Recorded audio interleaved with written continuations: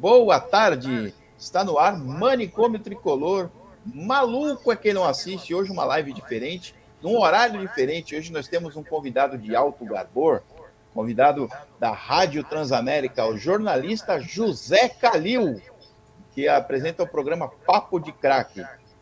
E conosco, além do José Calil, que está aqui já com a gente, Mesquita e Giuseppe.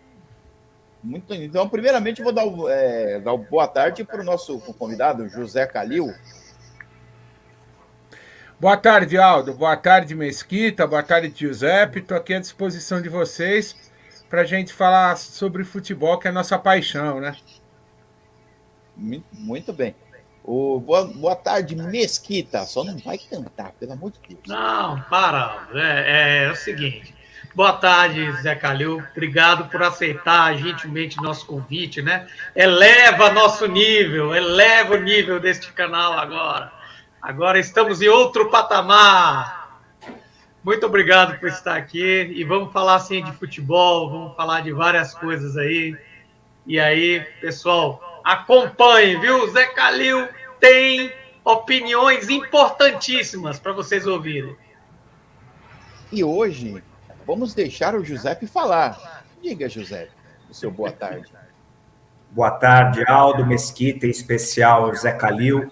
Agradeço ter aceito o nosso convite. Imagina. E a brincadeira que eles fazem aqui é que eles cerceiam o meu direito de voz, Calil.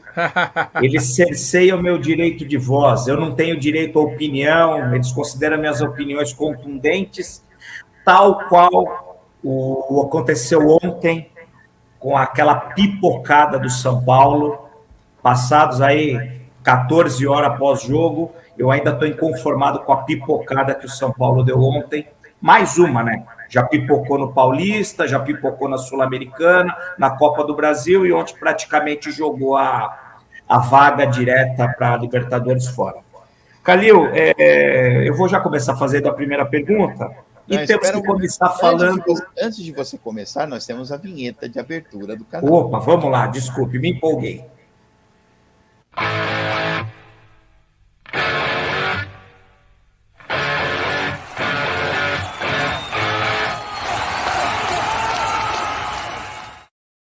O canal Manicômio Tricolor é um oferecimento de Vral, o energético oficial do Manicômio Tricolor, e você pode encontrar o Vral no Comercial Zé Mercado, Avenida Brigadeiro Faria Lima, 3151, Jardim Pocaia, Guarulhos, e no JMW Atacado e Varejo, na rua Eulálio da Costa Carvalho, número 140, Jardim Pereira Leite, em São Paulo. E também de OneXBet.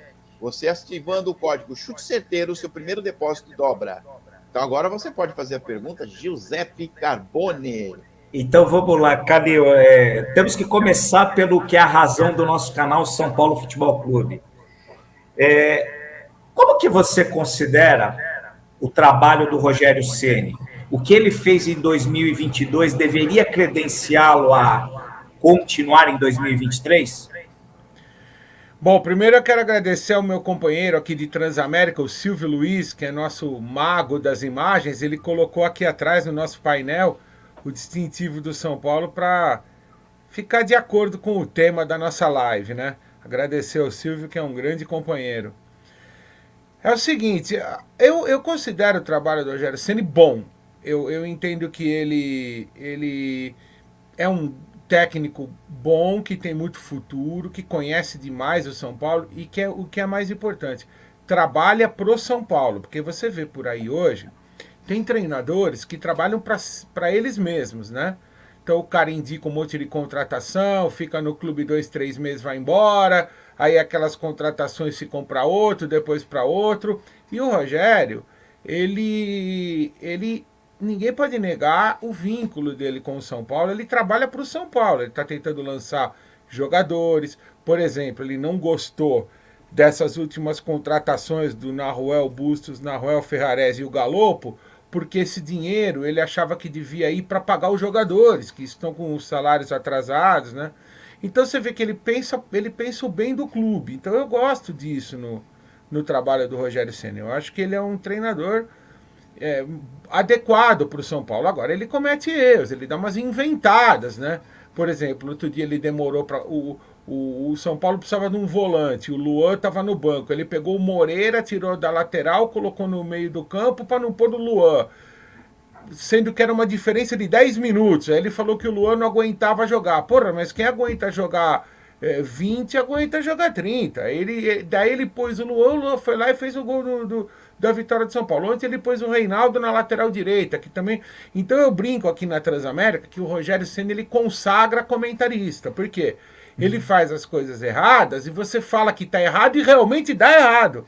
Então a gente se consagra comentando o jogo do São Paulo. Mas esses são, na verdade, todo técnico comete erros e todo técnico é teimoso, né? Isso é uma característica de... Eu convivi muito com o Tele Santana, depois se vocês quiserem eu posso contar alguma história dele. Eu convivi muito com o Cilinho, que foi outro grande amigo meu, caras históricos aí na vida do São Paulo. Todos sempre foram, todo técnico é teimoso. E o Rogério tem as teimosias dele. Agora, eu acho que o balanço do trabalho dele no São Paulo é positivo. Eu acho que ele deveria continuar. Esse exemplo que você deu do Luan aconteceu na semana passada contra o Atlético Goianiense.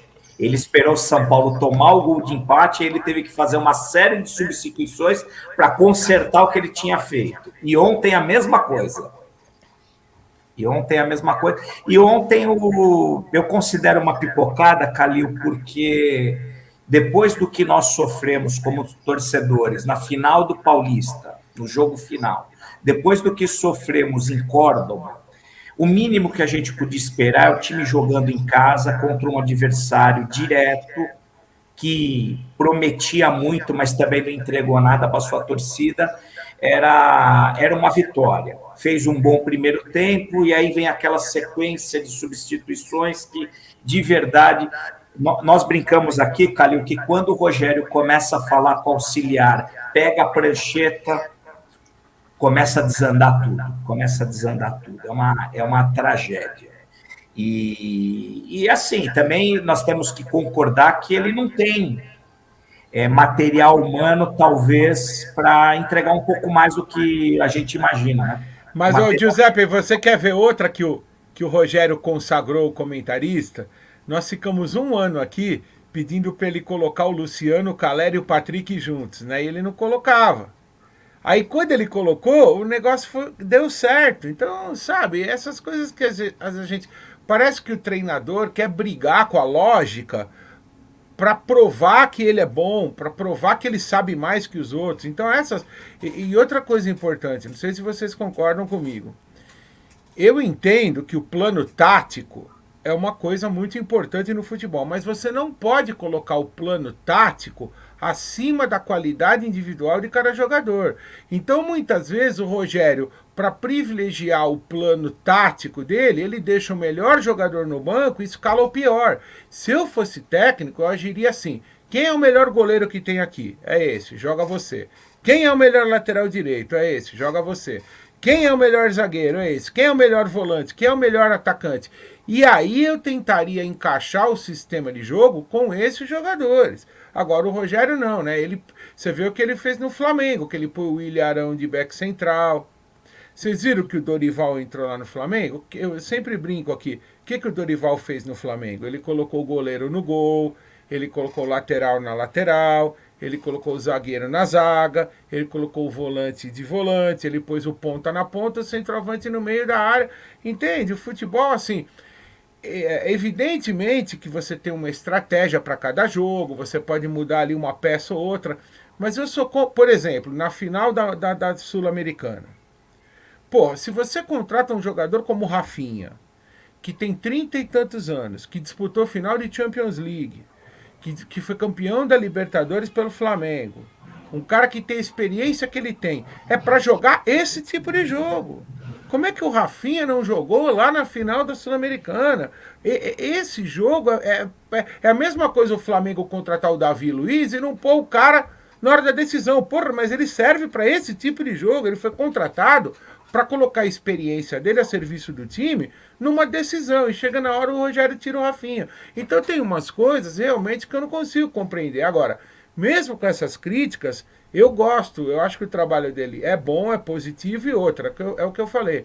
ele trabalha para o São Paulo, ele não trabalha para empresário, ele não trabalha para a carreira própria dele. Eu acho que isso é uma coisa boa. O Rogério trabalha para o clube, então eu acho que ele deve continuar, mas, poxa, fazer alguns ajustes com o espelho dele mesmo, né? Ele olhar para o próprio espelho e falar, pô, por que eu fiz isso? Por que eu não fiz aquilo? Vamos, sabe, mudar uma coisinha ou outra, porque eu acho que o São Paulo está em boas mãos.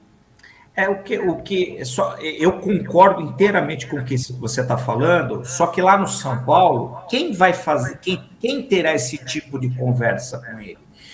A gente não consegue enxergar na estrutura, porque até onde nós sabemos, o Muricy está afastado, ele não tem esse papel na estrutura do São Paulo. E nós não enxergamos em quem lá está comandando o futebol alguém que tenha a capacidade de trocar essa ideia com ele. De conversar com ele. O exemplo que você passou do Rafinha na final da Sul-Americana talvez seja o mais importante, porque nós jogamos fora o São Paulo Futebol Clube, jogou fora um título para um time médio, um time que não tem torcida, que não existe rivalidade, e um time que jogou como todo mundo sabia. O Del Valle não teve uma grande mudança tática que surpreendesse. O Del Valle jogou como sempre joga e já poderia ter decidido a partida no primeiro tempo. Se o Sornosa faz aquele gol logo na sequência, que a bola resvala no Felipe Alves e vai na trave, eles já poderiam ter definido a partida no primeiro tempo. E só emendando uma segunda pergunta que você comentou de goleiro, e você tem muito conhecimento, você crê nessa história realmente do John, que ele pode vir para o São Paulo para ocupar a vaga de titular? Que informação que você tem vinda lá de Santos? Você escutou alguma coisa disso?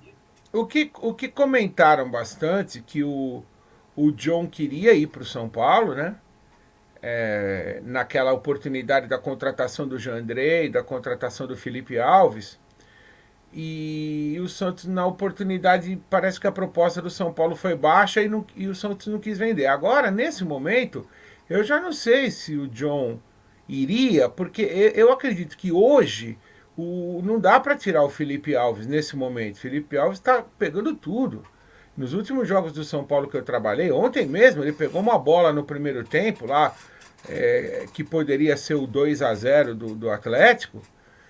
Então, assim, eu acho que nesse momento, se o John for para o São Paulo, talvez ele vá para ser reserva também.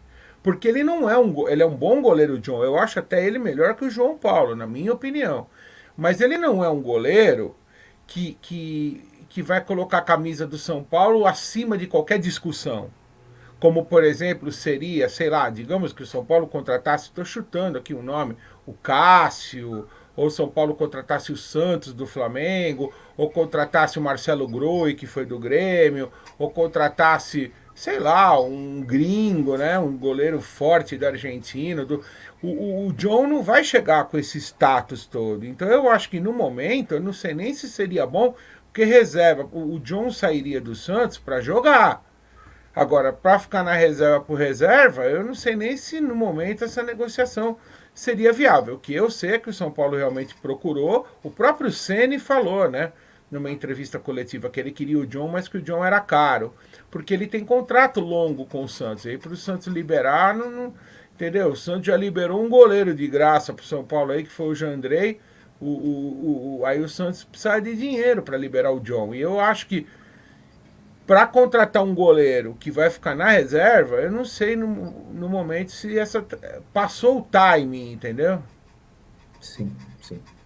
Vai lá, Mesquita, Aldo, roda o chat, alguma outra pergunta de vocês? Eu vou... Não, roda o chat aí, depois eu tenho uma pergunta para o Calil, até em cima do que ele já falou aí. Mas dá uma passada no chat. O Neto do Amaral está dizendo aqui, ó, o Ceni ficou para trás de outros técnicos e pediu conselho para o Muricy, que sabe do São Paulo e do futebol em geral. Você entende que o Muricy seria uma ingerência dele, entre aspas, palpitar no trabalho do Rogério Ceni, ou como conselheiro, como coordenador técnico, podia dar alguns conselhos para o Rogério para ele melhorar o trabalho dele, porque a gente apelidou essas coisas que a gente não entende que o Rogério faz para correr. o esquema tático, o plano tático dele, ele começa, quando ele começa, depois ele tem que corrigir, a gente chama isso de trabalho autoral aqui. Você acha que o Muricy poderia dar conselhos ou seria ingerência no trabalho dele? Veja bem, o Muricy e o Rogério se dão muito bem, eles são amigos. Então esse problema aí que o nosso espectador falou, de que o Muricy, o Rogério não teria humildade, eu não iria perguntar coisas para o Muricy, isso não existe. Eles são amigos e o Rogério seria burro se ele desperdiçasse a experiência de um cara como o Muricy ao lado dele. Então eu acho que esse problema não existe, eu acho que eles trocam ideias normalmente. São dois grandes São Paulinos, dois grandes conhecedores de futebol, dois caras vitoriosos. Não existe esse problema. Apenas eu acho que o Muricy, como ele está hoje numa função mais administrativa, digamos, né? Ele não vai ficar se metendo na tática do Rogério. Ele não vai ficar, ô Rogério, tira esse e põe aquele. Ele não vai fazer isso. Agora, quando o Rogério quiser conversar, ou quando ele quer conversar, ou quando ele quer trocar uma ideia com o Muricy, eu tenho certeza que o Muricy está à disposição para qualquer esclarecimento. O que eu soube, né, recentemente, é que o Muricy está cuidando muito da saúde agora. Ele está mais assim, porque muita gente cobrou, eu mesmo, cadê o Muricy? O Muricy não foi lá na final contra o Independiente Del Valle, não foi para a Argentina. Cadê o Muricy? E aí a gente vai, pergunta para um, pergunta para outro, e descobre que o Muricy está cuidando da saúde. Então, quando é coisa de saúde, você tem que suspender qualquer crítica, porque o Muricy é um cara sensacional, eu adoro o Muricy, critiquei algumas coisas que ele fez aí desde que ele assumiu o São Paulo, mas ele é um cara muito correto, muito íntegro, muito São Paulino, e se ele não está ajudando mais nesse momento, é exatamente por causa dessa questão da saúde.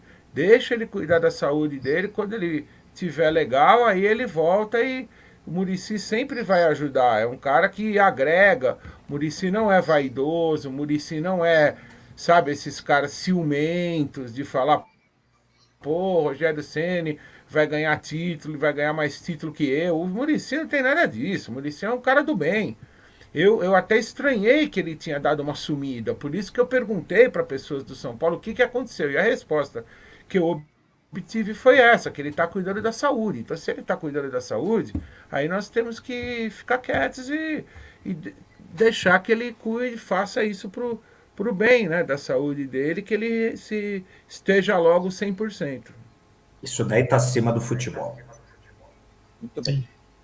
Um abraço para Tata da Silva, que está dando uma boa tarde para a gente. Para o Fábio Alexandre, que mandou um superchat aqui. Calil, o que você acha das bases de São Paulo e Santos? Olha, as bases do São Paulo e do Santos são as grandes provedoras hoje dos clubes, né? Porque quantos jogadores o São Paulo vendeu que saíram de Cotia, o Santos também revela sempre alguns jogadores. Agora, eu acho que o São Paulo e principalmente o Santos, nesse momento, tinham que cuidar um pouco melhor da base. O São Paulo tem o maior centro de treinamento de base do mundo, creio eu, né? Que é o CT de Cotia, eu já lá estive várias vezes. É um lugar espetacular, que foi todo ele projetado e executado pelo falecido presidente Juvenal, né? Eu gostava muito do Juvenal, um cara que entendia muito de futebol. Fez coisas erradas ali, um momento ou outro, mas o Juvenal é um cara que eu acho que o São Paulino tem que ter um carinho muito grande por ele. E o São Paulo não tem comparação hoje da estrutura física, né? O Santos não tem CT da categoria de base. O Santos tem 2 campos lá na entrada da cidade e o Sub-20 treina junto com o profissional, mas é um CT pequeno, também não tem comparação. Então, em termos de estrutura física, o São Paulo está muito na frente do Santos. Agora, como o Santos tem essa mística, né, de revelar jogadores, de fazer jogadores chegarem na Europa, você vê agora mesmo na fase ruim do Santos, ruim mesmo, ele botou lá na Europa recentemente Rodrigo, o Lucas Veríssimo, o Caio Jorge, né? Mesmo nessa fase, vai pôr o Ângelo agora também, mesmo nessa fase ruim. Então, o Santos é muito procurado pelos garotos por isso que ele consegue revelar muita gente. Agora, o São Paulo não. O São Paulo tem estrutura física, tem muito mais, enfim, condições de revelar jogadores. O Santos vai mais na base da raça, mais na base sabe, do casual mesmo. E o São Paulo não. O São Paulo tem uma estrutura científica, de captação, de revelação. Então, a base do São Paulo, embora eles revelem mais ou menos o mesmo número de jogadores, mas a base do São Paulo é muito melhor, não tem nem comparação. Eu só agregaria, Calil, se você me permite, eu acho que quem controla o futebol de base do Santos é mais corajoso. Ele não tem medo de lançar o atleta. No São Paulo é um drama. O São Paulo, para colocar alguém da base no titular, na equipe principal, é um drama. É um drama. Mas aí, Giuseppe, eu acho que vai muito também da característica da torcida, né? Porque a torcida do Santos, ela apaixona pelos garotos. Por exemplo, o Ângelo, ele começou a jogar com 16 anos. E ele, pela própria compleição física, pela estrutura, 16 anos é um garoto que está crescendo ainda. Que não tem toda a estrutura óssea, toda a estrutura muscular completamente formada. E ele não aguentava 90 minutos. Até hoje ele tem uma certa dificuldade de manter o mesmo ritmo nos 90 minutos, porque agora ele tem 17 anos, ele está se formando. Pô, a torcida xingava o técnico que tirava o Ângelo. A torcida xingou o Diniz, xingou o Carille, xingou o Bustos, xingou o Marcelo Fernandes, xingou agora o Orlando, porque os caras tiravam o Lisca, xingaram o Lisca, porque ele tirou o Ângelo. Pô, mas o técnico não vai tirar um jogador de talento por tirar. Se o cara tira, é porque o jogador cansou. Ou se o cara não põe desde o início, é porque ele guarda para pegar a defesa do adversário cansado, ele coloca o cara no segundo tempo. Então, em Santos, o garoto é protegido, o garoto é insensado, a torcida. Já no São Paulo, não é. Você pega o Nestor, o Igor Gomes, a torcida só xinga eles. A torcida vibra quando o treinador tira o Nestor. A torcida vibra quando o treinador tira o Igor Gomes. Então, acho que é mais uma questão cultural do torcedor. Por isso que no Santos talvez os garotos tenham mais chance. Agora, revelar, pô, você vê, o São Paulo colocou um monte de jogador aí na Europa ultimamente. A gente lembra muito do Antony, mas teve o David Neres, aí um pouquinho mais para trás, Militão, Casimiro, tem um monte aqui, eu não consegui lembrar. Lucas. Aquele centroavante que ia ser campeão com o Diniz, pô, como é que é o nome dele? Brenner. Lucas Moura. Então, o São Paulo forma tantos jogadores quanto, até talvez mais que o Santos. O problema é que no São Paulo, os caras são muito cornetados. Muito cornetados. E aí, isso é uma coisa que eu acho que eu não sou ninguém, né? Para falar o que o torcedor tem que fazer. Cada um vai e aplaude quem achar melhor. Agora, eu entendo que o São Paulino, nos últimos anos, esse século aqui, ele está queimando muitos jogadores. Se você parar para pensar, pô, o Arouca, o Maicon foi um dos maiores jogadores da história do Grêmio. Para o São Paulo não servia. O Maicon saiu, eu estava no Pacaembu trabalhando num jogo, a torcida encheu tanto o saco do Michael que ele pegou, saiu no vestiário e falou, vou embora, que eu não jogo mais. E foi embora, não jogou.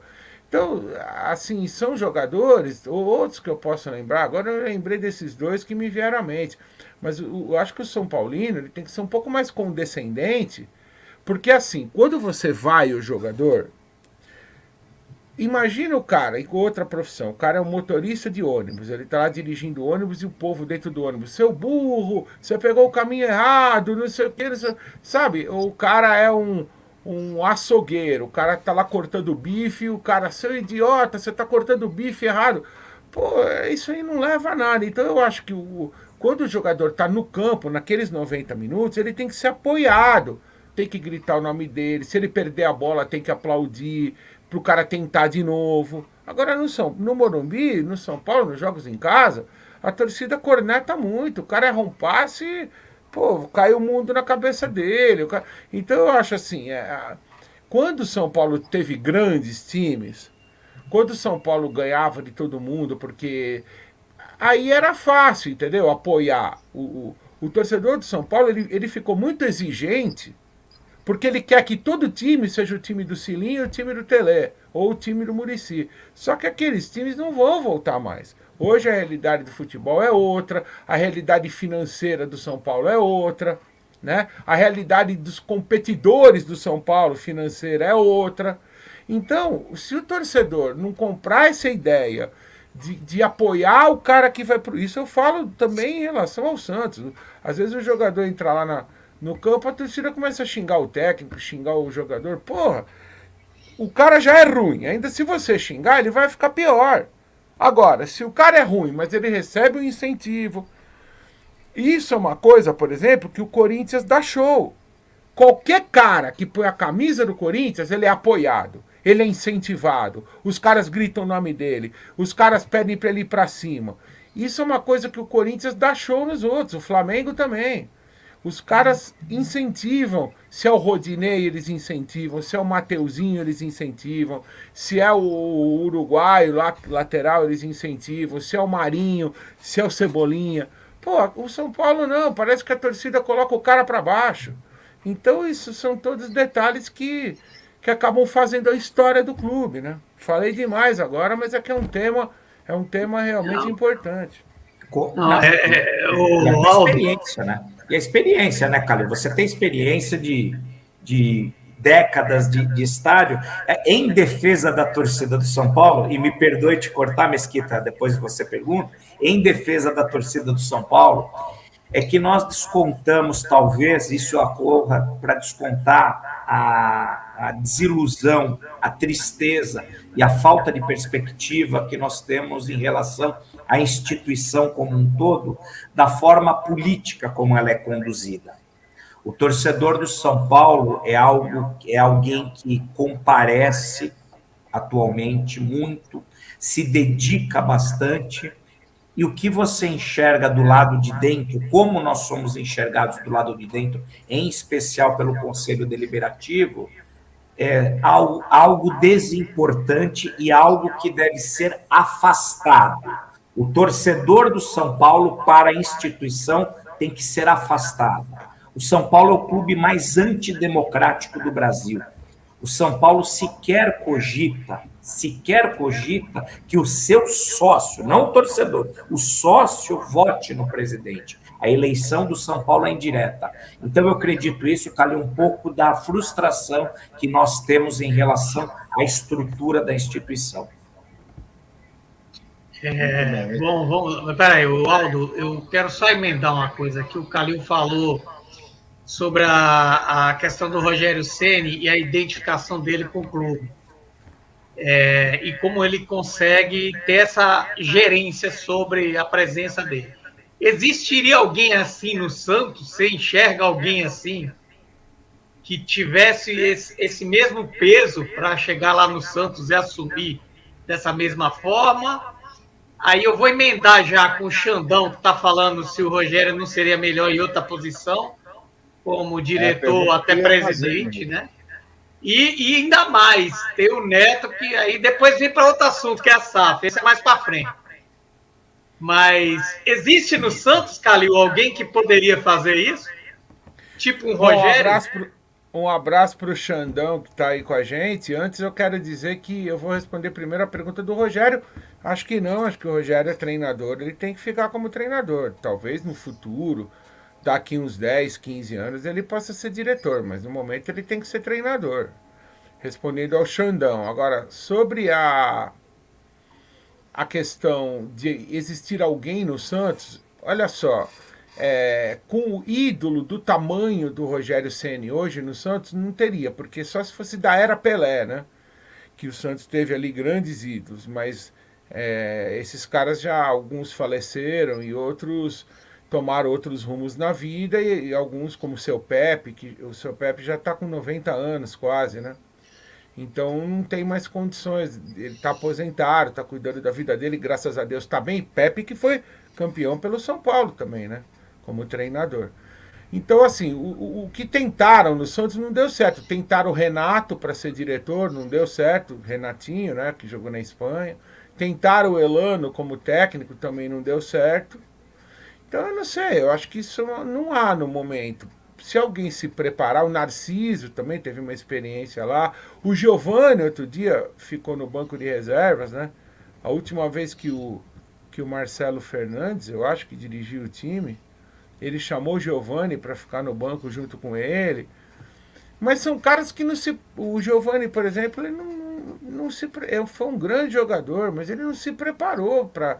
É difícil, sabe? Uma coisa é você ser jogador, outra coisa bem diferente é você ser técnico, e outra coisa bem diferente é você ser diretor.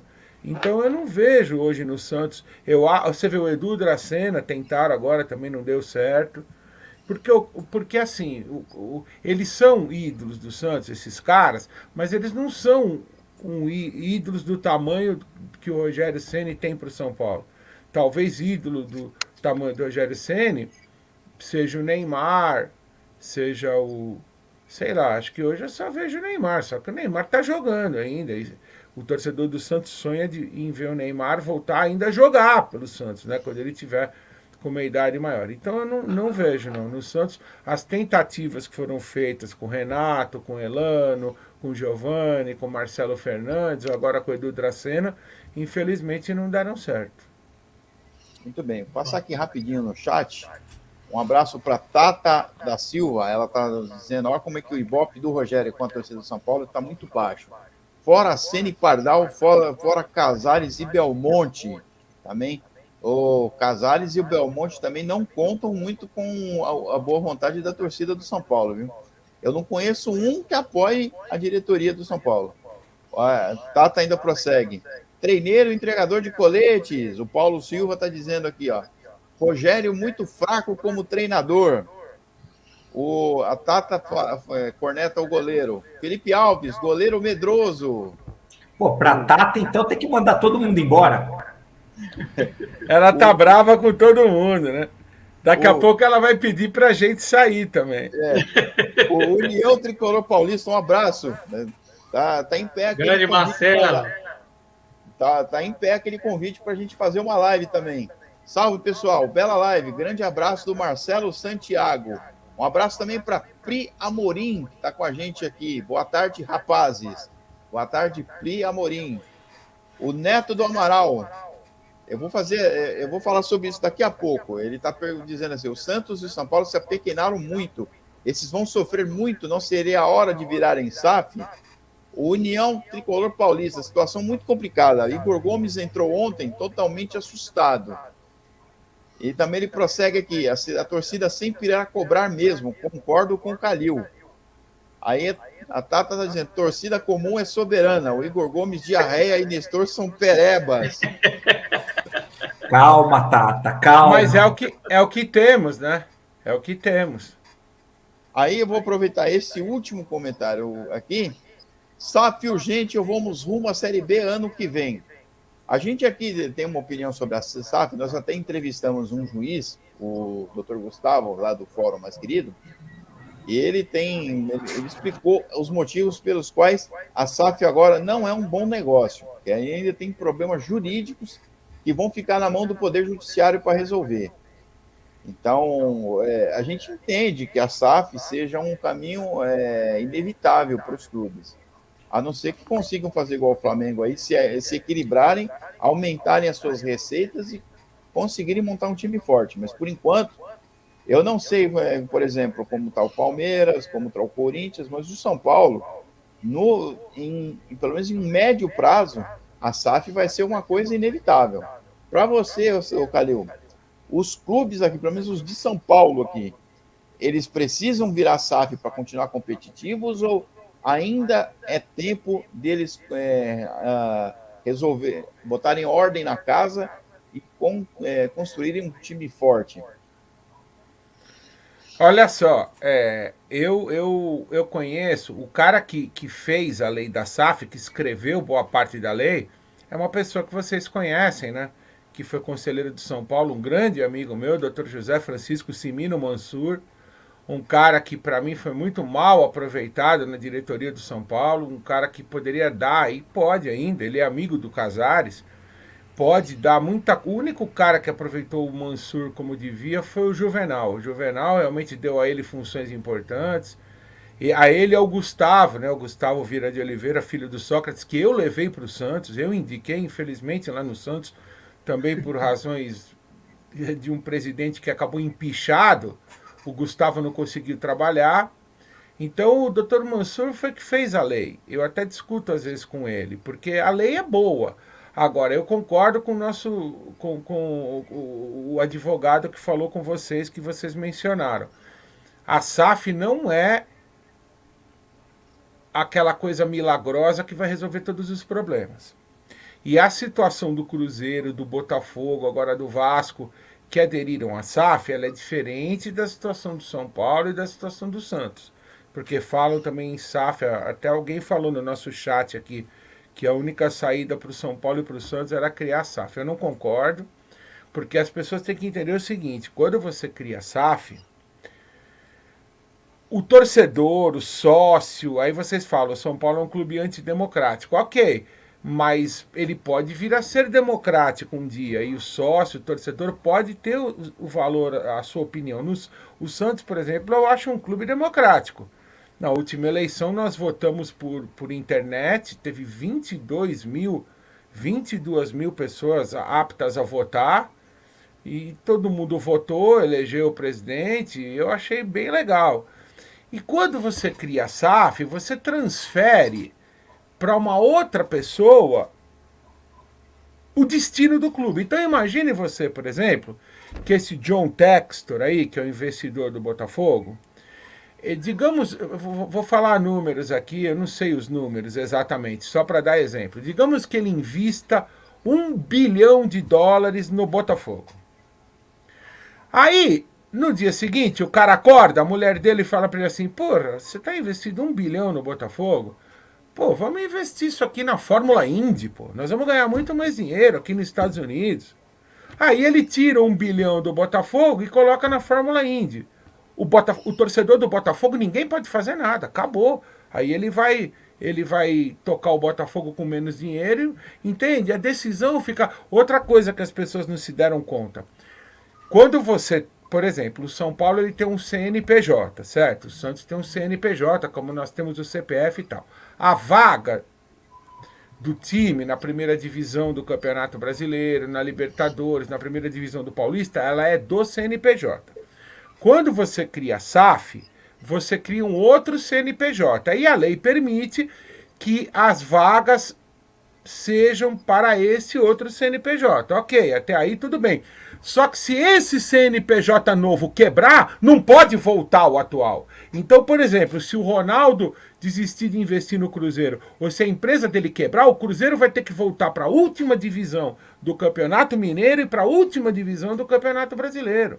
As pessoas não se deram conta disso. Então, outra coisa é a questão das dívidas. Por exemplo, o Ronaldo assumiu o Cruzeiro, eu estava conversando outro dia com o Mano Menezes. O Mano tem um dinheiro para receber do Cruzeiro, não sei quanto é, ele não falou, também não perguntei. Mas esse dinheiro foi jogado numa dívida de 10 anos. Então o Mano Menezes, o goleiro Fábio, eles podem esperar 10 anos. Agora, a dívida que o Cruzeiro tinha com o roupeiro, com o massagista, com a tia da cozinha, com o motorista do ônibus, isso aí foi tudo jogado para 10 anos. O Ronaldo não vai pagar essas dívidas. Eu digo o Ronaldo assim... A empresa, né, para vocês entenderem, a empresa que o Ronaldo representa, porque na verdade também não foi ele que botou 500, 600 milhões do bolso dele, ele representa empresários. O Ronaldo, não vou usar a palavra testa de ferro, que essa palavra virou sinônimo de coisa pejorativa, de falcatrua, não é isso que eu estou dizendo. O Ronaldo representa empresários sérios, capaz, mas não é ele é representante de empresários que compraram o Cruzeiro. Então, se esses caras amanhã resolverem investir na plantação de algodão no interior do Texas, o Cruzeiro está ferrado. O clube, o torcedor, o associado ele deixa de ter direitos sobre o clube, porque você separa o clube do departamento de futebol. Então, o associado só vai poder opinar sobre piscina, sobre quadra de tênis, sobre garagem, estacionamento. Agora, quem vai opinar sobre futebol, quanto vai ser investido, quem vai ser... Então, é uma situação perigosa. No caso do Cruzeiro, especificamente, não tinha muita saída, porque o Cruzeiro estava com dívidas, o Cruzeiro já tinha perdido 6 pontos no Campeonato Brasileiro, já estava 3 anos na segunda divisão. Então o Cruzeiro não tinha muita saída. Agora, essa não é a situação do São Paulo, nem a situação do Santos. Então, eu acho que para o Santos e para o São Paulo ainda, talvez no futuro, por exemplo, para Flamengo, para Palmeiras, para Corinthians, Grêmio, eu acompanho muito a imprensa do Rio Grande do Sul, né? Eu tenho muitos amigos lá, eu gosto dos caras, eu assisto todos os dias. O Grêmio Internacional já declararam que não tem nenhuma chance de virar SAF nesse momento. Porque você vê, o Internacional tem eu não sei se são 120 ou 140 mil sócios que votam pela internet no presidente. É bem legal o esquema deles, democrático. Pô, se virar SAF, esses caras não vão mandar mais nada, eles só vão servir para comprar ingresso. Quem vai mandar é o dono, porque você vai vender o departamento de futebol do clube para uma outra pessoa, para uma outra empresa. Então eu acho apenas isso. A lei da SAF é boa, serve para alguns clubes, mas ela não é a maravilha que todos, né, aqui no chat mesmo, muita gente achando, se o São Paulo não virar SAF, ele está morto. Não, ele pode virar SAF e morrer, como o Santos também. Porque é o que eu disse, se virar SAF e aí a SAF quebrar, acabou, você tem que voltar para a última divisão do Campeonato Brasileiro e para a última divisão do Campeonato Paulista, como aconteceu com a Portuguesa, por exemplo. Então, sabe, vamos com calma, eu acho que a gente tem que viver ainda outras experiências, vamos ver, porque a SAF do Cruzeiro ainda está na lua de mel. O Ronaldo, a empresa dele lá, assumiu, eles ganharam o campeonato da segunda divisão e voltaram para a primeira. Agora, por exemplo, o Manchester City comprou o Bahia. Mas como vai ser esse investimento? Eles vão investir o mesmo tanto de dinheiro que eles investem no Manchester City, no Bahia? Ou eles vão querer só uma filial aqui no Brasil? Se for apenas uma filial, a torcida do Bahia vai aceitar? Porque o Bahia, com todo respeito, não é o Bragantino. O Bragantino não tem pressão, tem pouquinha torcida. Então os caras vão levando ali. Agora, por exemplo, num time com torcida, o treinador do Bragantino já teria caído. No Bragantino. Então, por isso, sabe, eu tô me alongando, mas é porque é assim, a SAF é uma coisa boa, mas ela não é a salvação de todos os problemas e ela não serve para todos os clubes. Muito bem. Giuseppe, você tem alguma questão? Eu quero só pontuar uma coisa, Aldo. O Gustavo, que fez com a gente essa live sobre a SAF, falou exatamente o que o Calil disse aí. Ele disse que não é que a SAF seja absolutamente ruim, mas a SAF que está em vigor no Brasil, ela precisa ser estudada, ela não é adequada. E detalhe, pessoal, vocês estão falando em SAF. Se o São Paulo quebra com a SAF, a gente perde até esse escudo, a gente perde a camisa, vocês perdem tudo. O São Paulo se extingue. Ele some, ele vai para o limbo. Então, tem que ter um cuidado, porque na mão de quem vai entregar o clube? Né? Eu acho que não vai acontecer SAF no São Paulo, você sabe que o pessoal que se perpetua lá não vai abrir mão desse osso. Porém, é isso que o Calil falou. Cuidado em achar que isso é toda a salvação do mundo. A lei não é essa. E se você entra nisso aí, cara, e o clube quebra, a SAF quebra, o clube acaba. O Mesquita, só complementando, e mais uma vez o pensamento do Calil, ele é muito pensamento aqui do canal. Como já foi citado aí pelo Aldo e pelo Mesquita, nós entrevistamos esse juiz de direito, Gustavo, e ele colocou realmente o limbo jurídico que ainda paira sobre essa lei da SAF. muita coisa vai acabar no Poder Judiciário para ser discutida. Muita coisa vai acabar no Poder Judiciário, porque não existe uma clara noção do que pode acontecer. E agora, não para o São Paulo, para todos. Eu apenas cogitaria virar uma sociedade anônima do futebol se o clube associativo, que é o CNPJ que existe hoje, ele mantivesse ao menos 51% das ações. Mas aí o cara não compra, Giuseppe, porque aí o cara vai botar 500, 600, 1 bilhão e não vai mandar? Então, aí o cara não compra. Então, é exatamente por isso que, nesse momento, nós do canal, como canal, nós somos contrários. Porque é muito simples você falar, não, São Paulo está quebrado e para a gente disputar títulos com o Palmeiras e com o Santos, nós precisamos de um investidor. Só que quando o investidor chega, ele leva tudo. Ele leva teu símbolo, ele leva tua camisa, ele leva o elenco que você tem, independente da qualidade, e a partir daí ele administra da forma como ele quer. Então nós vamos sair, você torcedor do São Paulo, que se incomoda hoje com o seu conselheiro lá, com a forma como nós somos tratados, se esse clube tiver um dono, vai ser pior ainda. Porque você vai ter alguém que não tem necessariamente identificação com a instituição, identidade com a instituição. Ele vai ter identidade e corretamente, porque se a regra é essa, ele vai ter identidade com balanço. Giuseppe, se você me permite, é só um exemplo, até grosseiro, né? Claro que ninguém vai fazer isso, mas, por exemplo, se o cara comprar o São Paulo e ele quiser, ele é dono da empresa. Se ele quiser que o São Paulo entre em campo com a camisa do Corinthians, vai ter que entrar, meu. Ele é o dono. Se ele quiser que entre em campo com a camisa do Palmeiras, vai ter que entrar. Então, por isso que, sabe, as pessoas reclamam de conselheiros, reclamam. Eu fui conselheiro do Santos 3 anos. Eu posso dizer, o conselheiro é uma figura importante no clube. O problema é que existem maus conselheiros. Aí é outra coisa. Existem conselheiros ladrões, pilantras, isso em todos os clubes. Agora, a figura do conselheiro é uma figura boa, porque é ele que toma... Por exemplo, no Santos nós afastamos um presidente. O cara começou a fazer coisa errada, nós pusemos o cara para fora. Entendeu?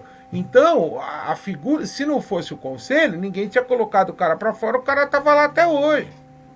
Então, a figura do conselheiro, por exemplo, o negócio do estádio novo do Santos, tudo foi o conselho que começou. A possibilidade do Santos agora ter um novo estádio, nós que chamamos o falecido Walter Torre, que infelizmente nos deixou precocemente, né? O dono da W Torre já morreu. Ele foi lá fazer uma reunião com a gente, explicar como é que foi o estádio do Palmeiras, falar que a construtora estava à disposição para fazer a mesma coisa no Santos. Então, conselho não é uma coisa ruim. É que existem maus conselheiros, existem pilantras, existem safados, existem ladrões em todos os clubes. Agora, é melhor que exista... É a mesma coisa política. Nós estamos vendo agora na política. Existem maus políticos? Existem. Existem políticos ladrões? Existem. Mas a solução para o Brasil está na política. Porque a ditadura já se provou não ser a solução. Um cara lá em Brasília resolvendo tudo não é a solução. Nós temos que eleger políticos e nós vamos errar. Na outra vez a gente melhora, na outra vez a gente melhora, até que daqui a 50, 60, 100 anos o Brasil consiga eleger bons políticos. É assim que funciona. Não adianta você tirar todos os políticos e colocar lá um salvador da pátria que vai fazer tudo do jeito dele, vai prender quem ele quiser, vai soltar quem ele quiser. Não pode ser assim. Então é a mesma coisa no clube. A gente não gosta muitas vezes que tem conselho deliberativo, que tem comitê de gestão, mas é melhor ter do que não ter. Porque senão você entrega tudo na mão de uma pessoa, e aí a pessoa faz merda e o resto da história a gente já sabe. E aproveitando, né, Calil, que você usou a expressão de conselheiro ladrão, e agora eu vou entrar no assunto que realmente eu estou ansioso. Antes de você entrar, deixar uma pergunta para o José Calil aqui, vindo do chat. Boa tarde, Calil. Boa tarde, pessoal. Calil, você não acha que deveríamos ter regulamentos limitando os gastos dos clubes, evitando esse ciclo sem fim de dívidas impagáveis? Seria o fair play financeiro? Claro, eu sou totalmente a favor. E, infelizmente, aqui no Brasil isso não existe. Por exemplo, eu vou falar até um clube de fora de São Paulo, porque se a gente fala aqui, começam a xingar da rivalidade, começam... O caso do Atlético Mineiro é absurdo, porque o Atlético já há 4, 5 anos, ele está contratando jogadores e técnicos de valores absolutamente fora do propósito das receitas dele. Vocês vejam que o Palmeiras mudou o perfil de investimento. O Palmeiras não contrata mais jogadores de 50, 60, 100, 200 milhões.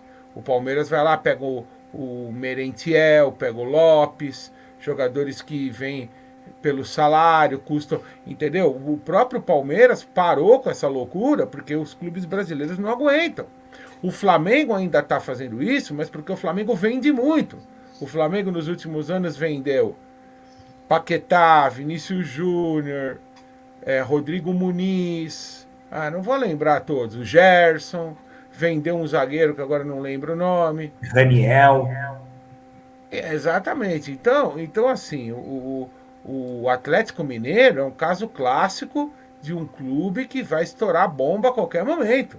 Porque o Atlético paga quase 2 milhões para o Hulk, paga mais de 1 milhão para o Nath Fernandes, paga outro tanto para o Zaratio, paga outro tanto enfim, para vários jogadores, Guilherme Arana, que só no Arana, eles contrataram o Arana de um time da Europa. Pô, só o Arana deve custar para o Atlético aí, sei lá, 2, 3 milhões por mês. Fora os treinadores, que eles contrataram o Sampaoli, depois o Cuca, depois o Turco, agora o Cuca de novo. Então essa bomba vai estourar. Por isso que tem que ter o fair play financeiro. Eu sou totalmente favorável. Agora, aqui no Brasil, eu tenho o meu receio, o receio de não ser uma coisa séria. Tem que ser muito sério. Você vai comprar esse jogador? Vou. Como é que você vai pagar? Está aqui o dinheiro para pagar. Senão, não vai comprar. Você vai contratar esse técnico por 2 anos? Vou. Cadê o dinheiro para pagar ele 2 anos? Está aqui. Senão, não vai pagar. Infelizmente, aqui não. Você vê que o Paris, por exemplo, o Paris já foi punido pelo fair play financeiro. Barcelona. Eu acredito que o Bayern também teve problemas. Na Espanha. Por quê? Na Inglaterra, acho que o City já foi punido, se eu não me engano, também. Porque você não pode, sabe? Senão você vai ter um futebol antidemocrático, porque só quem investir bilhões que vai ganhar, e depois, se o cara não paga, ele ganha os títulos que o Atlético ganhou, que o Cruzeiro, veja o caso do Cruzeiro. O Cruzeiro pagava, quando ele foi bicampeão brasileiro e bicampeão da Copa do Brasil, ele pagava 1 milhão para o Júlio Batista. O cara nem jogava. Ele pagava 1 milhão para o Dagoberto. O cara nem jogava. Olha o que aconteceu. Né? Então, se existisse o fair play financeiro lá atrás, o Cruzeiro não estaria passando pelo que ele passou. Porque o Cruzeiro fez aí ele começou a vender jogador da base para pagar os medalhões.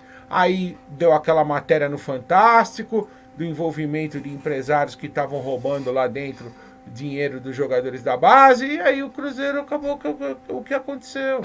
Então, sem dúvida que o fair play financeiro seria fundamental aqui no Brasil. Agora, precisa ser uma coisa muito organizada, muito séria, e aí eu já tenho minhas dúvidas se existem pessoas no Brasil capazes de tocar um projeto desses.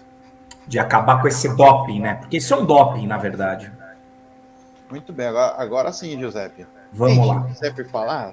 Esse é um tema que eu gosto de discutir, acho necessário que a gente discuta, porque eu sinto que é o grande mal do nosso futebol. Eu confesso que eu fui enganado pelo VAR. Quando começamos a cogitar a possibilidade da existência, da chegada no VAR do Brasil, eu falei, agora sim o Corinthians não vai mais ser beneficiado. Esse foi meu primeiro pensamento e confesso, aqui não tenho vergonha de falar. Agora o Corinthians não vai ganhar mais nenhum título. E aí o VAR chegou e o que a gente tem visto rodada após rodada é essa excrescência aí. Calil, semana passada nós conversamos rapidamente sobre isso. Eu vou te fazer uma pergunta objetiva. Do jeito que está hoje, O VAR tem que sair, tem que acabar no Brasil? Então, olha, bom, eu sou o único jornalista, não vou dizer o único, não vou me arvorar de ser o único, acho que seria muita pretensão da minha parte, mas com certeza eu sou o primeiro jornalista a me insurgir contra o VAR.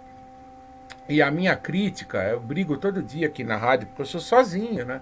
Eu sou sozinho nessa luta. Todo mundo gosta, todo mundo acha que é a modernidade, que é o futuro, que é a tecnologia. Só que eu vejo da seguinte forma: o VAR, ele não é capaz. Eu nem vou entrar pro lado de se tem roubalheira, se os caras beneficiam esse ou aquele clube.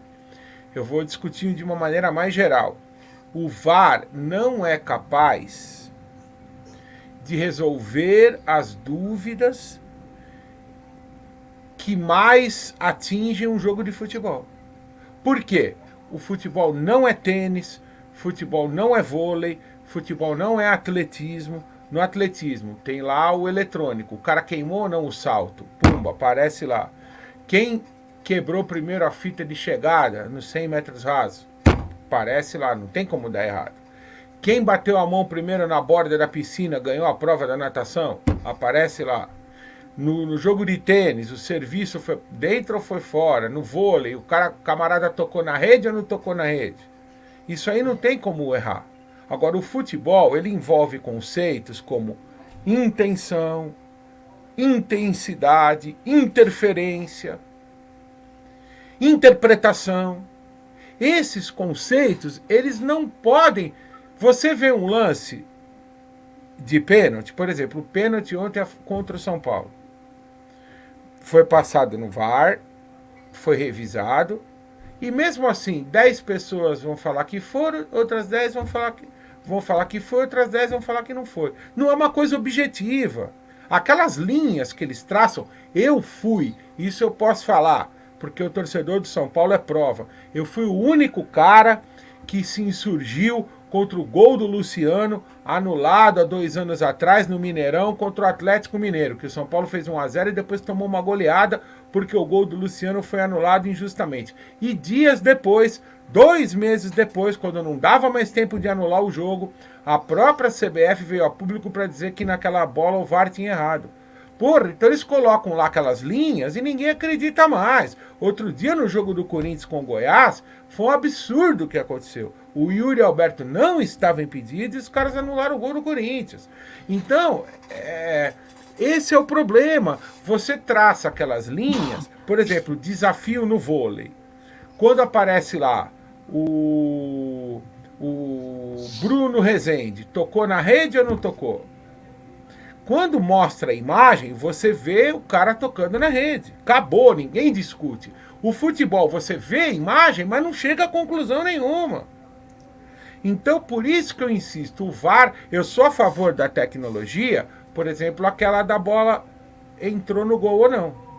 Que os caras mapeiam ali o território dentro do gol, colocam um chip na bola, quando o chip da bola interagir com aqueles sensores que estão colocados dentro do gol, vibra o relógio do árbitro, acabou, não perde tempo, ninguém discute, ó, tá aqui, a bola entrou. O árbitro só aponta. Exatamente, eu sou a favor. Agora, o VAR, tanto o VAR não tá dando certo, que eu pergunto 2 coisas.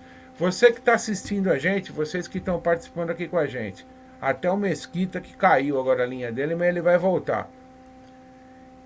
Tem mais confusão de arbitragem hoje ou quando não tinha o VAR? Sem dúvida hoje.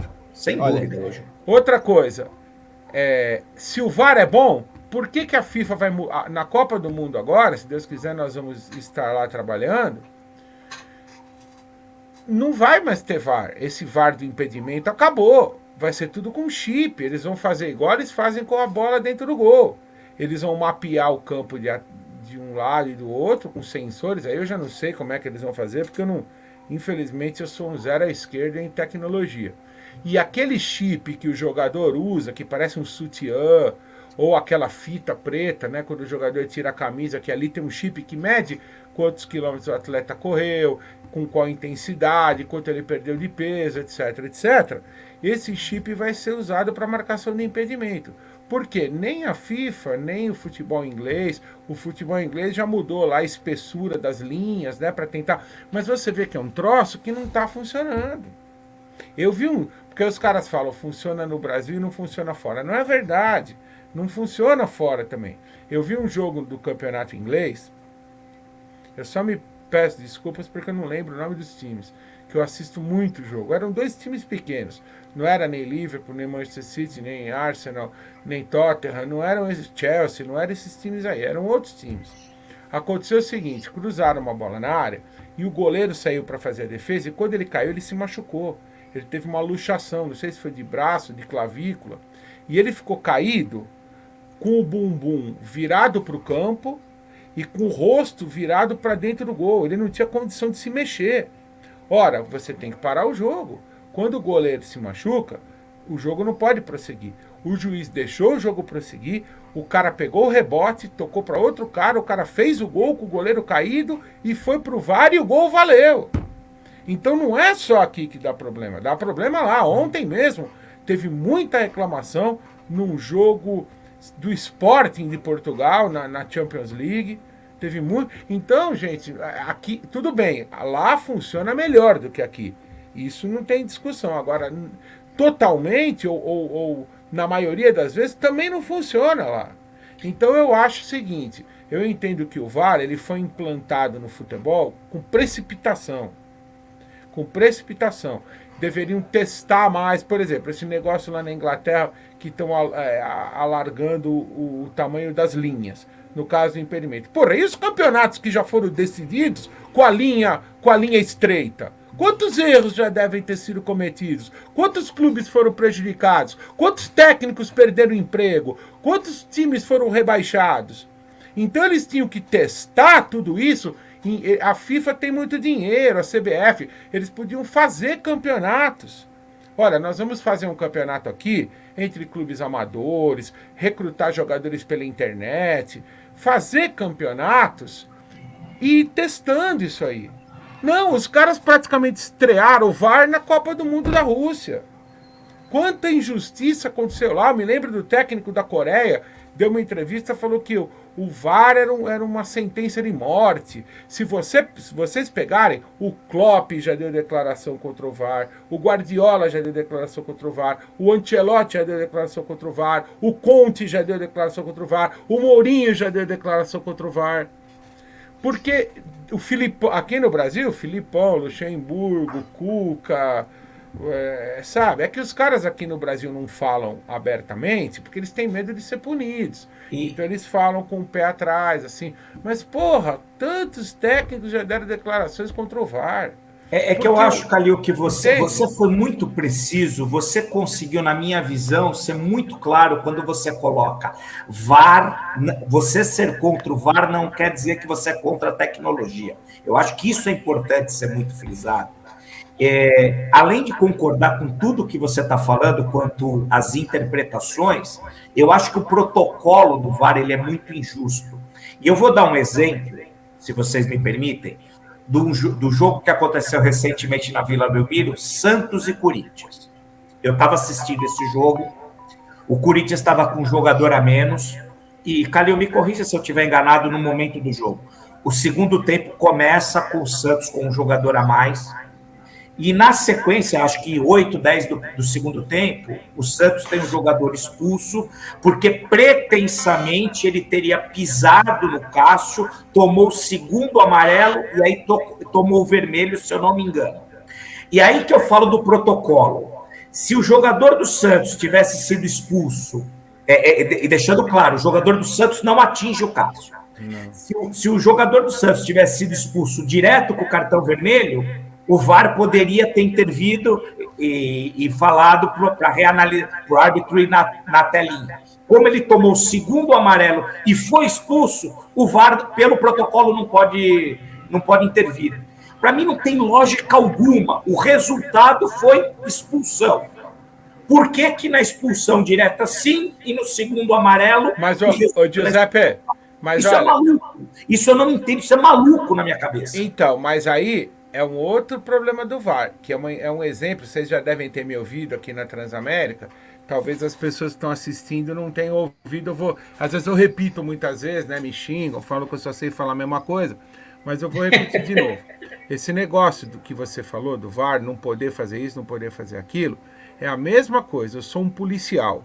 Eu saio aqui na porta da Transamérica, eu vejo um cara roubar o celular do outro, vou lá, prendo o cara. Ó, você tá preso porque você roubou o celular daquele cara ali. Aí eu ando mais um pouco, vejo um cara roubar o relógio do outro. Aí eu vou prender, eu falo, não, eu não posso prender, eu só posso prender quem rouba celular. Quem rouba relógio eu não posso prender. Como assim? Se eu sou polícia, eu tenho que prender todo mundo que rouba. Então, se o VAR veio para fazer justiça, ele tem que atuar. Teve vários lances. Uma vez o Atlético perdeu para o Flamengo lá. Não, o Flamengo perdeu para o Atlético lá no Independência. Foi o dia que o Jorge Jesus estava assistindo o jogo e todo mundo achava que ele ia para o Atlético e na verdade ele estava assistindo o jogo porque ele ia para o Flamengo. O Abel Braga caiu depois desse jogo aí, ou logo na frente.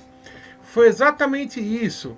Houve um lateral que era para o Flamengo. O Abel era o técnico do Flamengo.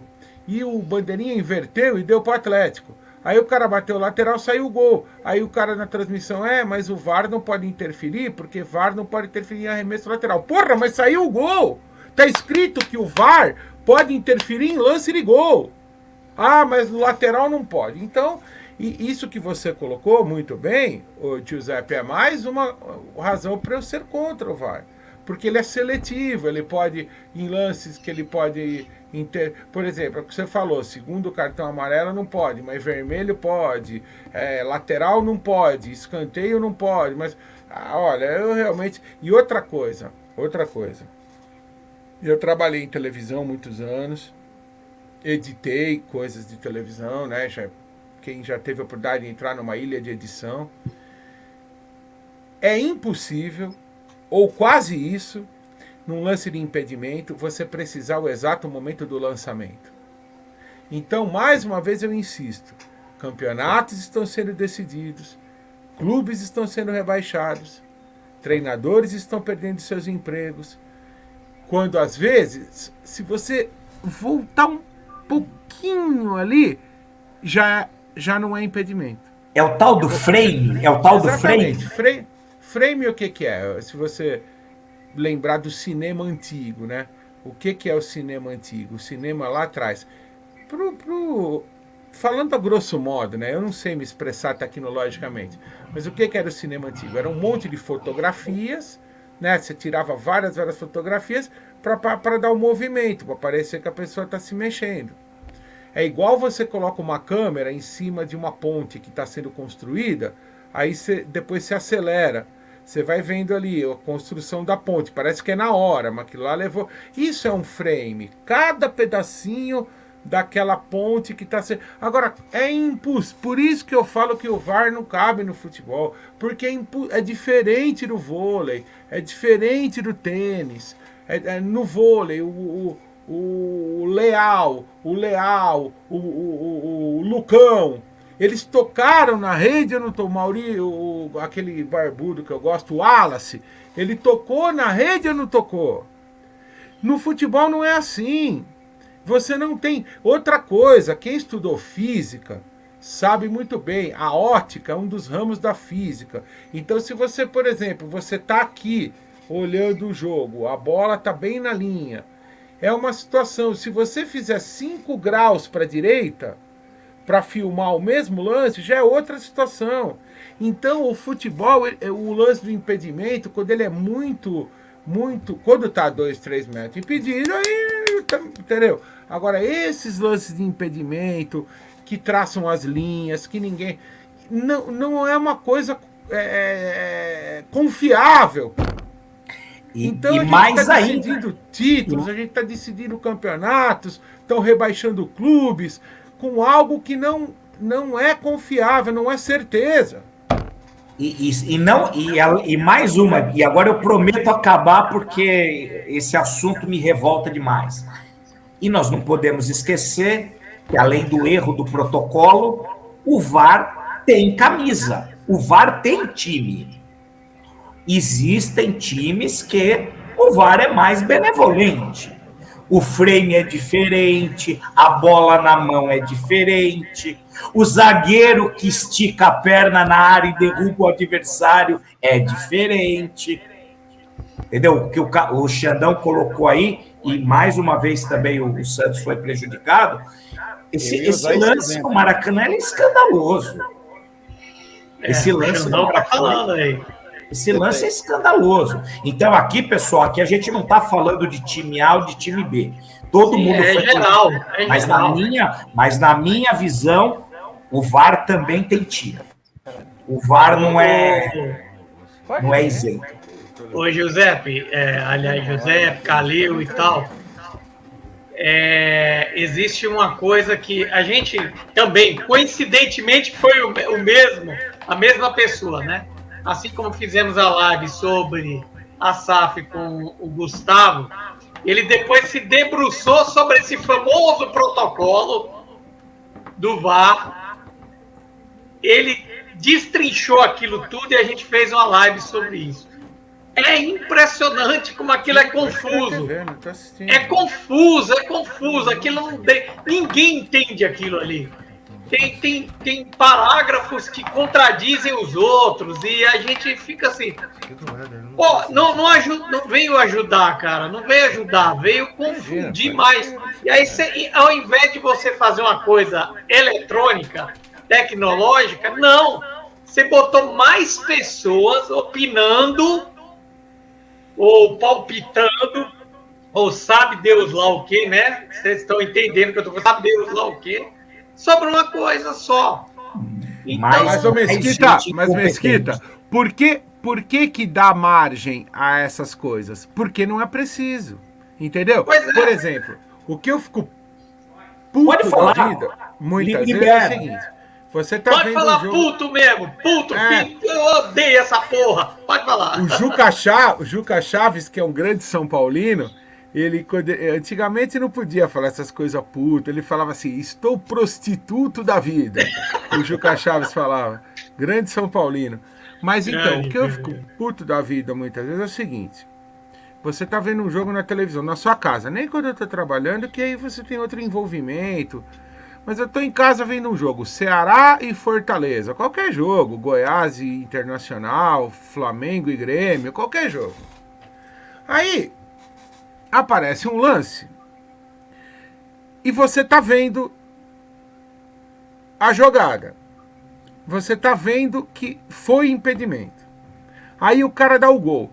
Entra o comentarista de arbitragem da TV e começa a falar que não estava impedido. Porra, mas eu tô vendo. O cara começa a falar uma coisa que não é aquilo que você tá vendo, né? Isso é profundamente irritante, porque para preservar o VAR, que é algo comercial, por que tem o VAR? Isso que as pessoas precisam entender. Você tá vendo um jogo na sua casa, a hora que o árbitro fica 5 minutos olhando ali na televisão, fica todo mundo de olho, a audiência da TV aumenta. É como se fosse bater um pênalti. O VAR foi criado para prender o público no jogo. Porque o que acontece? Às vezes você está assistindo um jogo e você está com a sua esposa na sala, ou com a sua filha, seu filho, sua filha quer ver novela, quer ver um outro programa, quer ver um filme. Aí você deixa colocar no filme.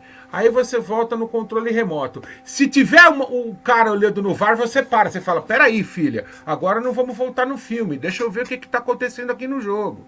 Ou se vai bater um pênalti, você fala, peraí, agora deixa eu cobrar o pênalti. Então, o VAR foi criado por causa da televisão. É a cultura do videogame. Por isso que é um conflito de gerações. Eu brigo muito com os meninos mais jovens aqui da rádio, e eu não estou dizendo que eu sou melhor ou pior do que eles. É uma outra mentalidade. Eles aprenderam futebol, quem tem hoje 30, 35 anos, menos, né, do que isso, aprendeu futebol no videogame. No videogame. Então, para quem aprendeu futebol no videogame, é bonitinho. Você põe a câmera, aí você vira, faz a computação gráfica. Agora, para quem como eu aprendeu futebol em campo gramado, campo de lama, na praia, e com vestiário sujo que não dava nem para tomar banho, tem uma visão diferente do futebol. Entendeu? Então é isso. Agora, eu não estou dizendo que eu sou melhor ou que eu sou pior do que os outros. A minha visão de futebol, ela é diferente. Eu não admito que você decida um campeonato por 2 linhas lá que foram traçadas, que ninguém sabe se aquela porra é verdade. Entendeu? Eu não admito isso. É isso aí. Vai lá, Mesquita. Não, engraçado. O Calil é tão bom, cara, que eu fico perguntando se a gente comete a crueldade de botar o Calil nos troféus. Lógico, porque ele não vai falar do São Paulo, ele não vai falar do São Paulo, vai falar do futebol em geral. Mas valia, né, a gente entender o Calil dar os troféus dele, né? Só uma sugestão, não sei. Chat, fala aí. A gente coloca o Calil para falar os troféus? Antes, deixa eu só fazer uma pergunta aqui para o Calil, voltando a esse assunto da arbitragem. Eu sou formado em jornalismo. O meu TCC foi um documentário sobre arbitragem. Então, a gente entrevistou Mauro Betti, Osmar Garrafa e o Salvo Spínola. Sim, o Salvo Spínola. Então, uma das perguntas que eu fiz para ele, foi pergunta-chave. Nós fizemos algumas perguntas-chave. Uma das perguntas para você, a gente perguntava se jogador de futebol conhecia sobre as regras do jogo. Todos eles foram unânimes em dizer que nem todo jogador sabe das regras do jogo, mesmo os profissionais. A arbitragem para você também desconhece a regra do jogo? Isso porque eu também fiz curso de arbitragem de futebol de salão. Meu irmão, ele foi árbitro de futebol de salão, ele até parou porque ele descobriu que para se conseguir as melhores escalas no quadro da Federação Paulista, ele tinha que puxar saco de muita gente lá dentro. Então ele pegou e largou mão, porque ele só pegava a carne de pescoço na arbitragem, aí cansou. A gente cansou de sair de quadra corrido, porque não tinha respaldo nenhum de instituição alguma. Era só roubada que botavam a gente. E ele era da turma dele, meu irmão era um dos melhores árbitros que tinha. Aí falou, eu tô me esforçando aqui pra caramba, só tô pegando carne de pescoço, tô pegando porcaria pra apitar, com uma taxa de arbitragem mequetrefe. Pra que eu vou ficar me esforçando? Pegou e abandonou. Eu também parei por causa disso também, porque é só dor de cabeça que você tem. Então, pra você, tem muito árbitro também que desconhece a regra do jogo? Olha, eu acho o seguinte, o problema não é desconhecimento da regra do jogo, Aldo. Eu vejo da seguinte forma, eu acho que você meio que perguntou e já respondeu. O problema da arbitragem no Brasil é que é uma arbitragem política. Então, veja o que aconteceu nesse jogo do Corinthians, por exemplo.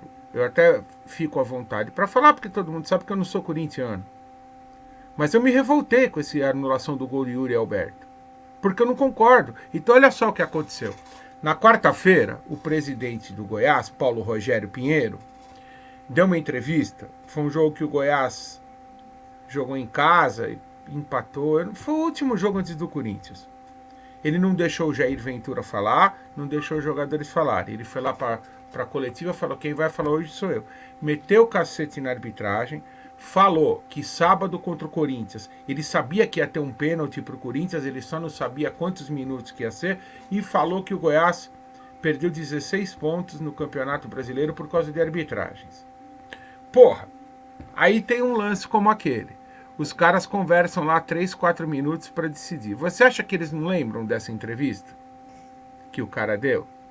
Eles não lembram que, porra, nós vamos prejudicar o Goiás de novo, o cara vai falar que perdeu 17 pontos agora, sabe, o Corinthians já tá na Libertadores, ele não precisa desse jogo.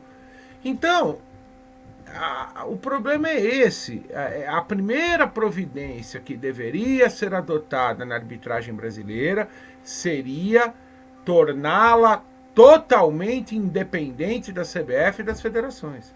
Se eu mandasse alguma coisa, como o Milton Neves sempre fala, né? O dia que eu for presidente da República, apesar que nem o presidente da República pode tudo, ninguém pode tudo, né?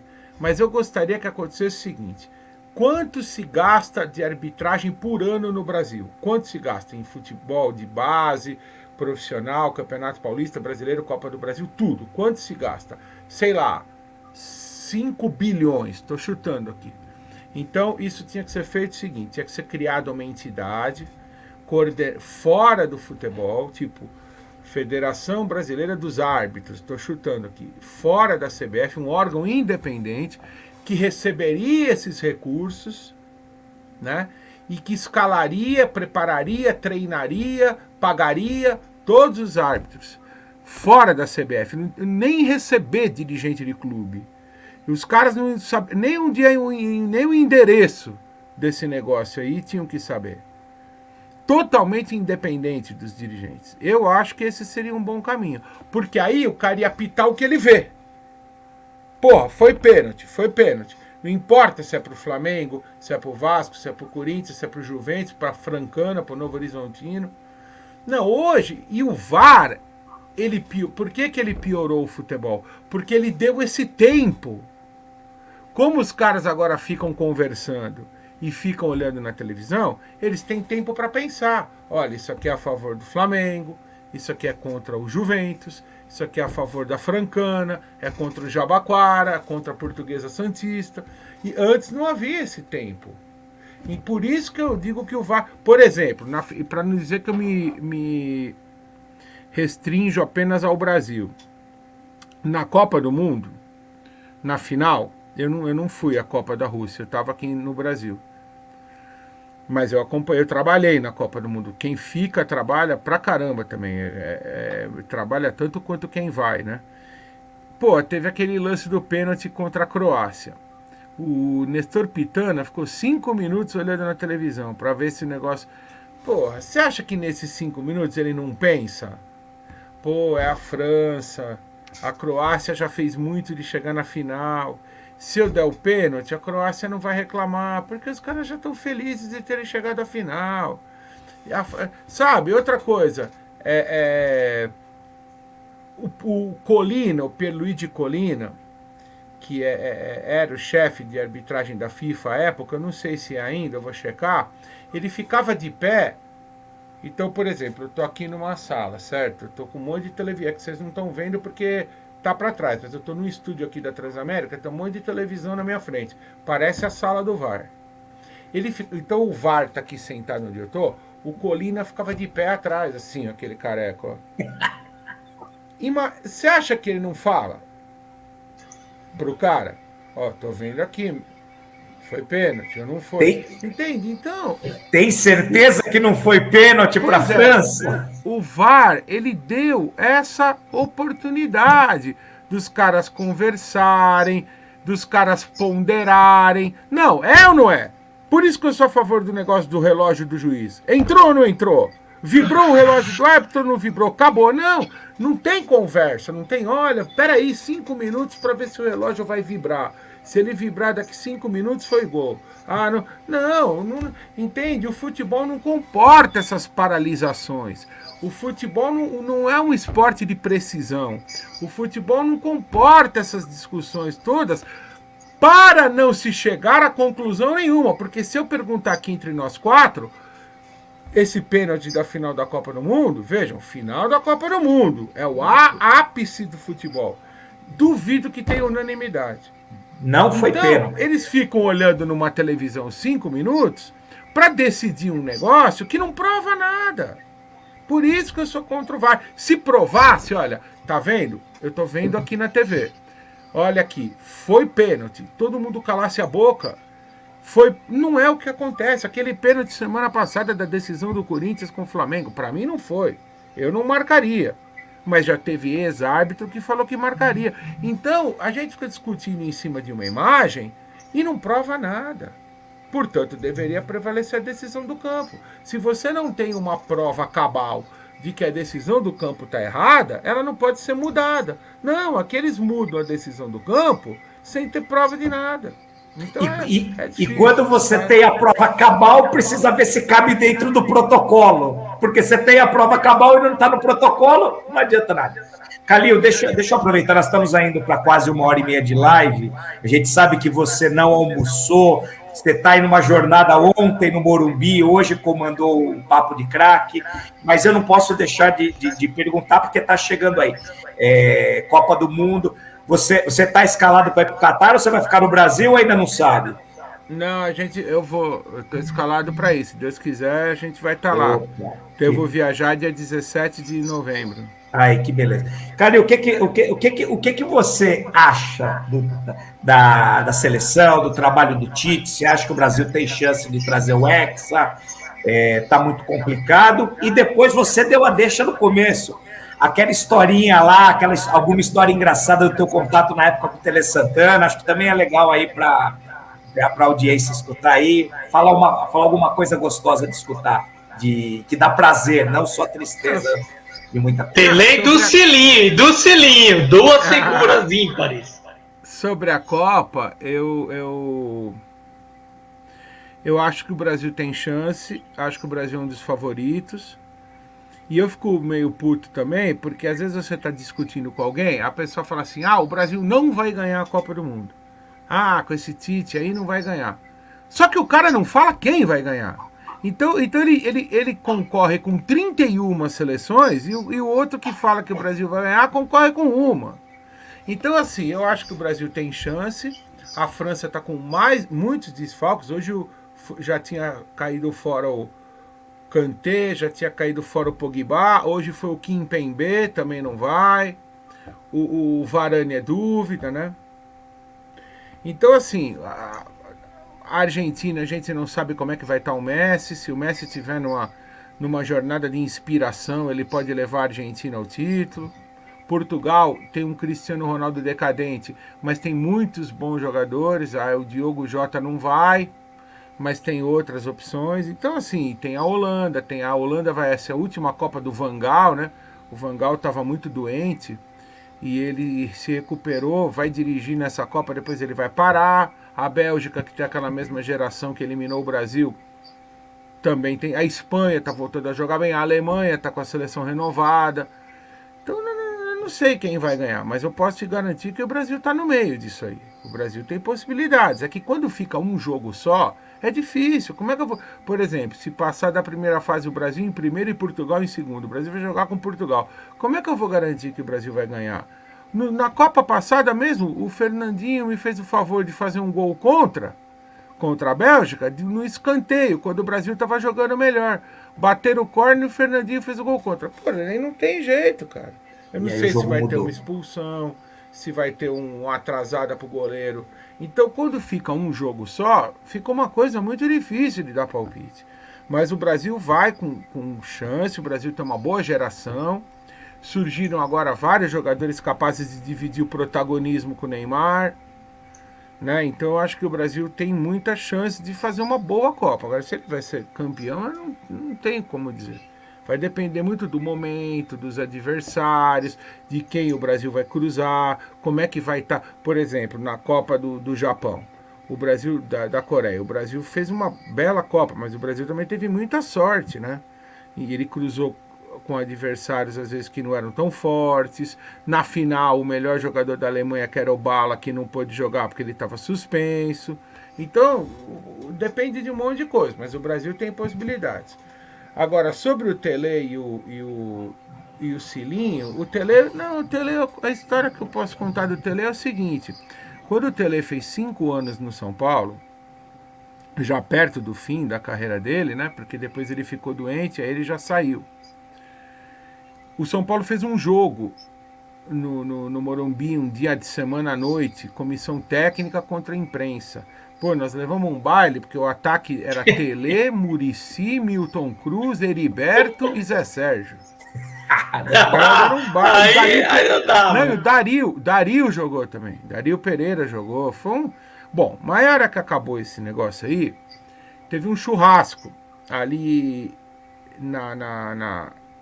imagina atrás do banco de reservas, onde fica o técnico do São Paulo.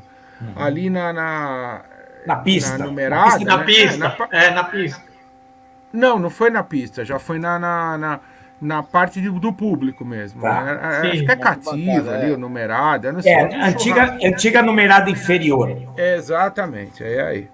E aí eu fui convocado a falar em nome. Aí o Tele recebeu uma placa do São Paulo, agradeceu, falou, a dona Ivonete estava lá, a esposa dele, o Renê, o filho dele.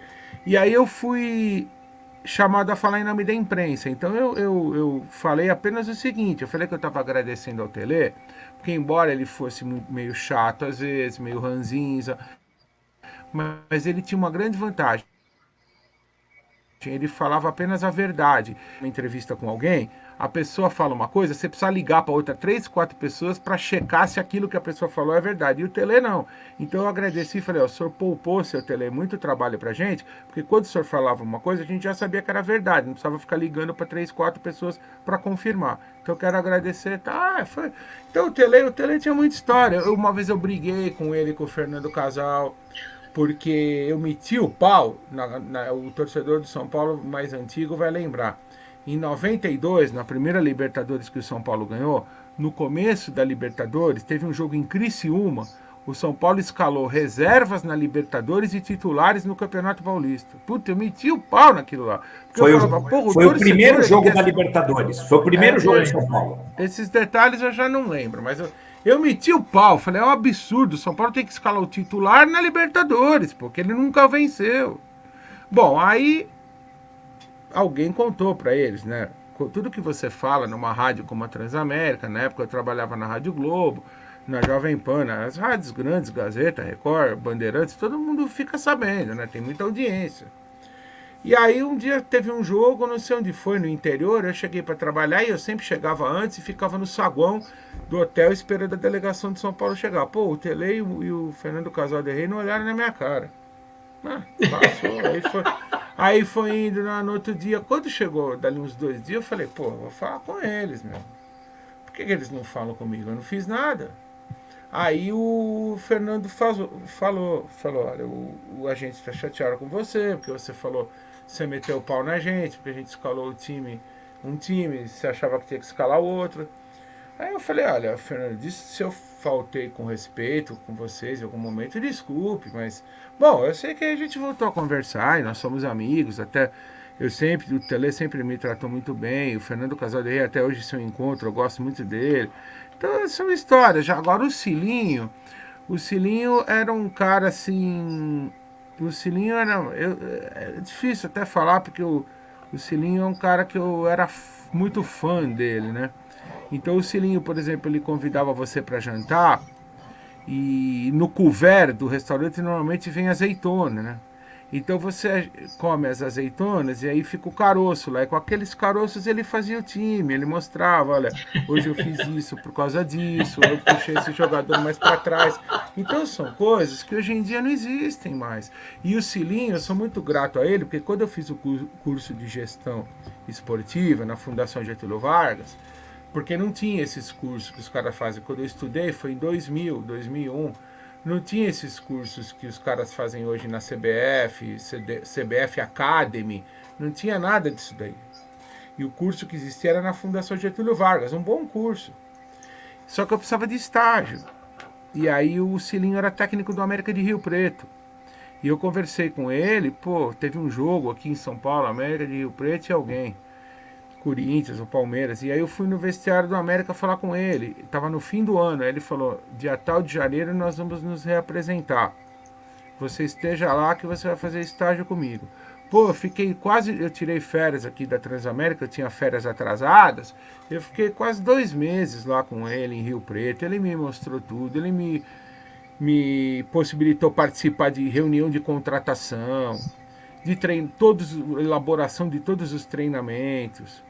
Então, o que eu vou falar de um cara desses, meu? Fora o conhecimento, se você perguntar para qualquer jogador, Miller, Careca, Sila, Sidney, Pita, até o Falcão que brigou com ele, todos, Dario Pereira, Zé Teodoro, todos reconhecem que o Oscar, back central, todos reconhecem que o Cilinho foi o melhor. O Cilinho fazia coisas que hoje em dia dizem que são modernas. O cara fazia 30 anos atrás, mais de 30 anos. Então, assim, eu só posso falar coisas boas dos dois. Eu até eu já fiz live e já fiz programas assim, de internet de 1, 2 horas só para falar do Cilinha, só para falar do Tele. Então são caras realmente com estilos diferentes, né? O Cilinho era mais estrategista, era mais de tático, era mais de mudar o jogo no intervalo. Já o Tele era mais de preparar o time tecnicamente, para não errar passe, a repetição, ensinar o Cafu e o Vitor a cruzar, ensinar o tal jogador a cabecear, né?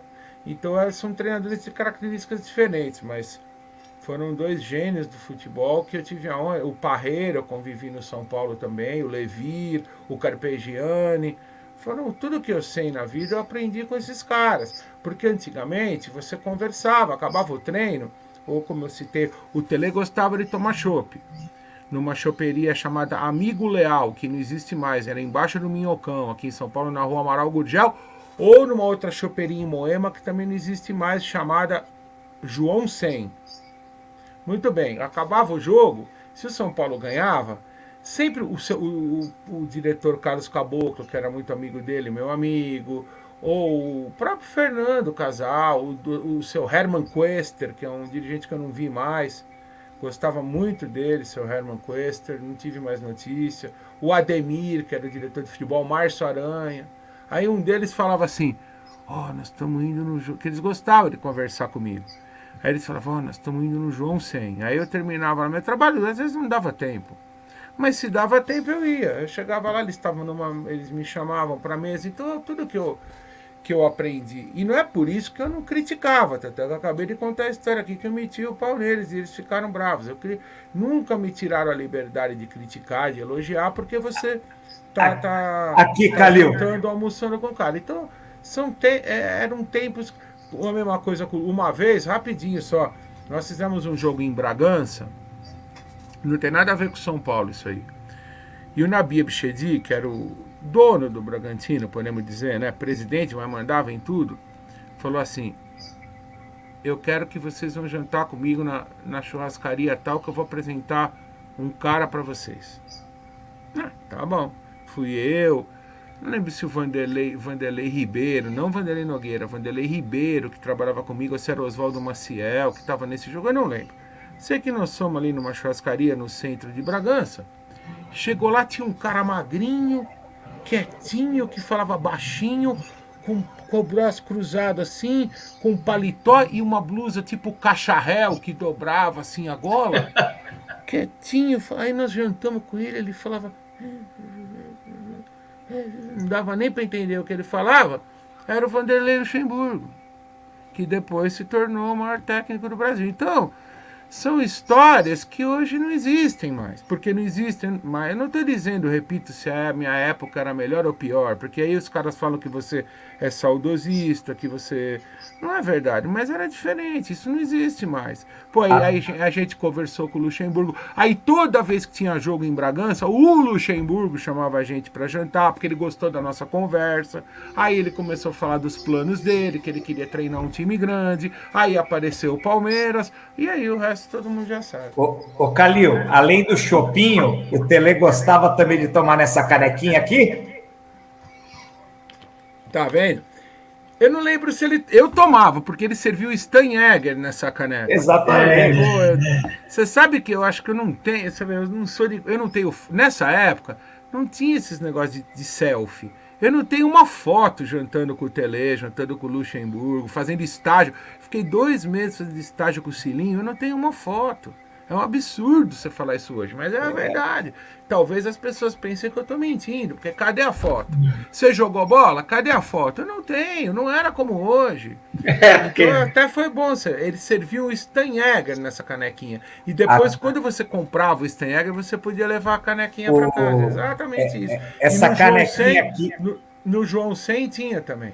Então, essa canequinha que é da minha despedida de solteiro. A minha despedida de solteiro foi aqui no Amigo Leal. Infelizmente não existe mais. São até lugares, por exemplo, Parreirinha, que era ali perto do Amigo Leal, um lugar que ficava aberto. Hoje os restaurantes não ficam mais abertos de madrugada. Hoje você janta até meia-noite só, depois não... Então, sabe, era uma outra época, porque os jogos acabavam tarde, e pra mim, cada um é de um jeito. Eu tenho muita fome e sede quando acaba o jogo. Por quê? Porque eu não como antes do jogo, de nervoso, sabe? Não é nervoso, mas de ansiedade. Então, por exemplo, eu não gosto de você trabalha, você come uma feijoada e vai trabalhar no jogo. Não é legal, você se sente pesado, você fica com o raciocínio lento. Então, eu sempre gostei de jantar de madrugada, jantar com... Só que não tem mais nada disso. Os restaurantes, por exemplo, Ponto Chique, que ficava aberto de madrugada, não fica mais. Parreirinha não existe mais. O Gigeto, que ficava aberto, não existe mais. A família Mancini fecha. Então hoje você não tem mais essa convivência. Acaba o jogo, cada um pega lanche no McDonald's e vai comer na sua casa. Porque não tem mais restaurante aberto, não tem mais supermercado aberto. Então é uma outra época. Mas essa época foi muito gostosa e eu tenho bastante orgulho de ter participado de tudo isso, né? Fantástico, fantástico, fantástico. História, cara. Ó, História. Fechamos aqui com chave de ouro. Que aula. Cara, eu vou dizer para você. A Priscila Amorim, nossa grande amiga, está dizendo que aula. É uma aula. Um beijo para ela. Ela colocou no Twitter, eu retuitei aqui. Um beijo para ela. Obrigado pela audiência. Pessoal, vamos liberar o Calil, porque o Calil precisa almoçar ainda. Exatamente. A feijoada Na que verdade, ele não comia, ele vai comer. Eu vou contar para vocês, eu vou dormir agora, sabe por quê?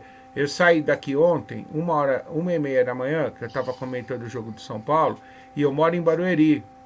Eu acho que todo mundo acompanhou o drama, né, da interdição da Castelo Branco, né? A Castelo Branco ficou interditada agora parece que abriram. Eu vou até verificar aqui, porque... Então ontem eu acabei chegando em casa mais de 3 horas da manhã e hoje eu tive que acordar às 8 para voltar, às 7h30, porque eu tinha que apresentar o programa no meio-dia. Então eu não dormi, eu dormi muito pouco. Então, na verdade, eu não vou nem comer, viu, gente? Eu vou dormir, porque eu tô morrendo de sono, eu preciso repor o sono, senão eu já vou chegar na Copa do Mundo cansado, aí não vou conseguir fazer nada lá. Tá. Eu queria te agradecer, Zé Calil, a sua gentileza, a disponibilidade do teu tempo, agregou muito ao nosso canal. Agradeço demais mesmo. Todo mundo adorou os comentários aqui, o chat explodiu. Boa viagem para você. Obrigado. Agora, nesse final de ano, e que você seja um dos que vai trazer o Hexa para o Brasil. Zé Calil, muito obrigado mesmo. Obrigado mesmo em nome do canal. Valeu. Um abraço, Giuseppe, um abraço, Mesquita, um abraço, Aldo. Desculpe se eu me alonguei aqui em alguns momentos, mas eu gostei muito da conversa. Vocês, aliás, eu acho que o canal não devia chamar Manicômio Tricolor, porque de louco vocês não têm nada. Tem, pelo menos eu não vai. Calil, você tem ideia. Vocês não botaram. A viagem para o Catar vai ser longa. Se você pegar os cards, aí alguns vídeos aqui, você vai falar, esse pessoal é meio esquisito. Pode ser, porque hoje você... Calil, hoje é uma live com uma pessoa de alto nível. Você precisa ver as lives normais desses caras.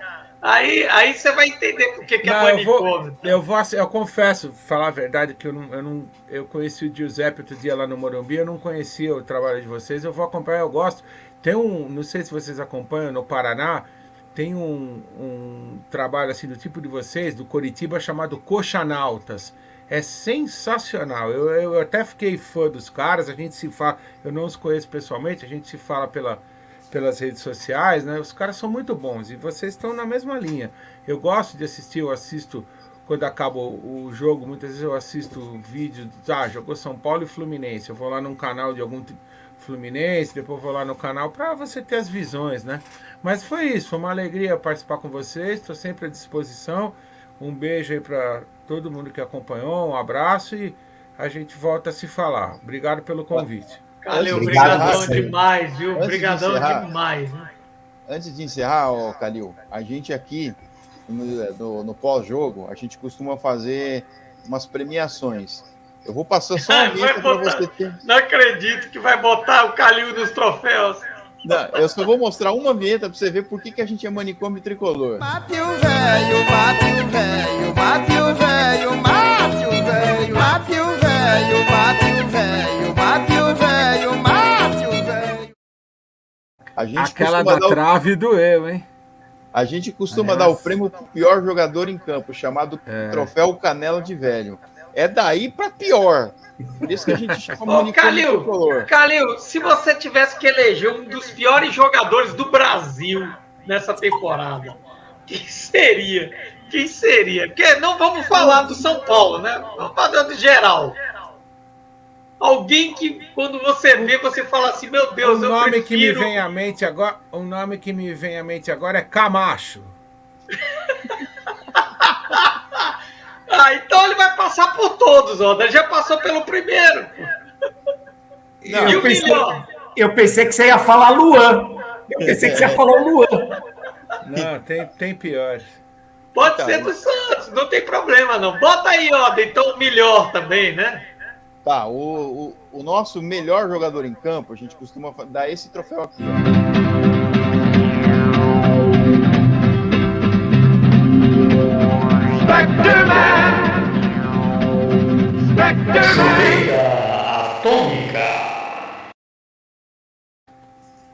Melhor jogador que você acha em geral aí? Aqui no Brasil esse ano, acho que o Pedro, né? Do Flamengo, a Arrascaeta. São os caras que me ocorrem agora. O Rony do Palmeiras fez uma boa temporada. O Scarpa. Não dá pra fugir muito. O Hulk esse ano já não foi bem, né? Se fosse o ano passado, dava pra votar no Hulk, né? Sim. Esse ano o Hulk já não foi bem. Por aí, não dá pra fugir muito disso, não.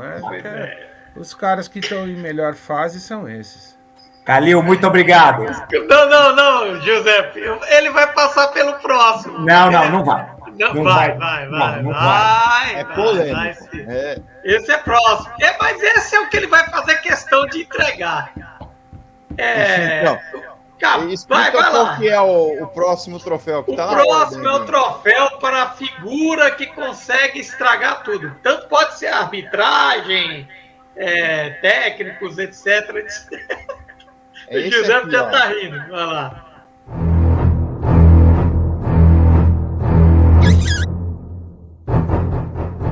Troféu Cabeça de Bagre. Cabeça de Bagre para José Calil. Mas esse aí tá conflitando com aquele outro lá, que é o pior em campo. Não, mas aí pode ser tudo, pode ser em geral. Dentro e fora de campo. Não, eu acho que eu sou o maior crítico da arbitragem, né? Tanto que eu sempre no programa que eu faço aqui à noite, junto com o Leandro Boldaquian, que é o resumo esportivo na Transamérica, quando não tem jogo, todo dia às 10 horas da noite, eu sempre lia a escala de árbitros, né? Então, por exemplo, sexta-feira eu lia lá o jogo São Paulo e Fluminense, apita tal, Corinthians e Vasco, apita tal, Santos e Flamengo, apita tal. Eu não falo mais o nome de nenhum árbitro, porque eu não confio mais em nenhum. É para arbitragem. Não é nem... Não tô falando do lado moral, sabe? Que o cara... Não, é do lado de profissional mesmo, de capacidade. Eu não confio. Então, eu daria esse troféu aí para arbitragem em geral aqui no Brasil. Muito bem, então. A gente agradece o José Calil pela participação aqui da live. Ficar quase 2 horas com a gente aqui, aguentando esses 3 malucos. O canal também agradece a Pri Amorim, Paulo Silva, Xandão Favela Tricolor, Samuel Gonçalves Borges, Samuel Garcia Borges da Silva, Norberto Chavarelli, Gustavo Barrichello, também ao Cláudio Rocha, Samuel da Roça. Ô Samuel, a gente, no começo da live a gente criticou o Rogério Ceni, viu? O Aldo, cara, nós cometemos botar José Calil nos troféus do manicômio. Nós vamos ser execrados da humanidade, bicho. Ninguém vai Valeu, Calil. Um abraço. Abraço. Muito obrigado. E lembrando que na quinta-feira a gente vai ter a entrevista com o Xandão Favela Tricolor. Sim. E o Xandão Favela Tricolor vai passar por essa sabatina. Tá E ferrado, no hein, sábado, Xandão? Vai Tá ser- ferrado. Tá ferrado. Esse, duas coisas para eu falar, tá? Vai lá, segue. Ó. Mas tenho duas coisas para falar. muito bem. Então, na manhã, quinta-feira, a partir das 8h30 da noite, a gente tem uma entrevista com Xandão Favela Tricolor. Vai fazer Tirem as crianças crianças da da sala. sala. É o misto Tirem as crianças da sala. Essa live misto de amanhã Silvio Albertini é com live, Louco Tricolor. é a live raiz, tipo nosso querido Silvio Albertini Ó, com o louco comentário pós-jogo tricolor. dele ontem, Pois é. o pós-jogo dele ontem, eu mostrei, tirei até o clipe da abertura do vídeo dele. Já diz tudo. E também Aqui, a ó, gente. ele tá aqui, ó. Só vamos. Amanhã é Só dia. vamos. Seremos, como ele mesmo, como ele vai sobreviver. como ele mesmo me disse, nós vamos ser tudo presos amanhã. E também aproveitar e mandar um abraço aqui. A gente estende novamente o convite para o União Tricolor Paulista. E aqui, ó, o União Tricolor Paulista. A gente estende o convite a ele, que ele também vai participar da live com a gente, porque mídia alternativa fortalece. Vai entrar amanhã. Alternativa. Você acaba de dar o spoiler. Ele é o convidado especial.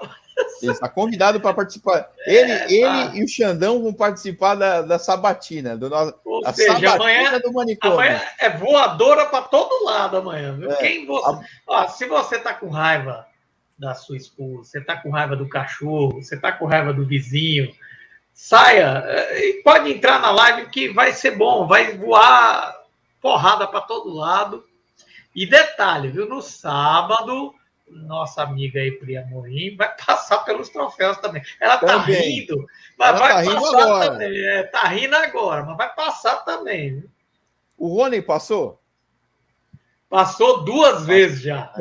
O Rony passou, o Emerson Borges passou, Léo Jesus. Ô, cidadão, deixa eu te fazer uma pergunta. Que horas que tá marcada essa live com a Pri Amorim? É às 3 da tarde de sábado, que é um pré-jogo. Era isso que eu queria lembrar, né? Às 3h30, a gente já vai ter a escalação, ou seja, nós já vamos ter úlceras às 3h30.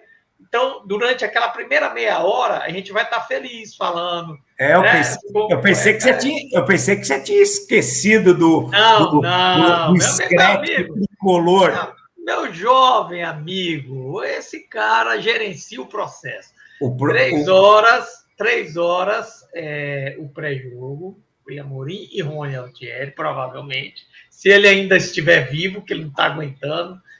E depois, o Rony é centenário, né? Aproveitei agora. Ele não apareceu, se lascou. Ele e Charles Miller. Ele, Charles Miller, o cara lá o Leonardo DiCaprio, que morreu no Titanic, são todos da mesma época. E depois, aí a gente tem o jogo e após o jogo, o pós-jogo. Mas amanhã você saia de baixo. Se você não quer criar confusão na sua casa, você tem uma criança, não bote a live de amanhã. Ou então bote no mudo. Você fica com fone de ouvido, porque amanhã é dia de lavar a roupa suja do São Paulo Futebol Clube. Então vamos guardar um pouco as palavras para quinta e para sábado, vai. Muito bem. Pois é. Peraí. Mensagem da nós. Tá vendo? Ô Mesquita, você tá sem clima em casa? Você não quer acabar a live hoje? Você tá sem clima em casa? Pelo jeito, você não quer acabar a live? Não, tá bom aqui, pô, tá ótimo, é uma maravilha. Senhores. Aqui, ó, muito bem, voltaremos na quinta-feira, amanhã à noite, com mais uma live Manicômio Tricolor, maluco é quem não assiste. Obrigado, pessoal. Xandão Favela Tricolor e também com União Tricolor Paulista. Voltaremos amanhã. Boa noite, boa tarde agora, bom fim de feriado e uma boa quinta-feira. Manicômio Tricolor. Solta a vinheta, Aldo, quem não assiste. E agora nós vamos mesmo, hein?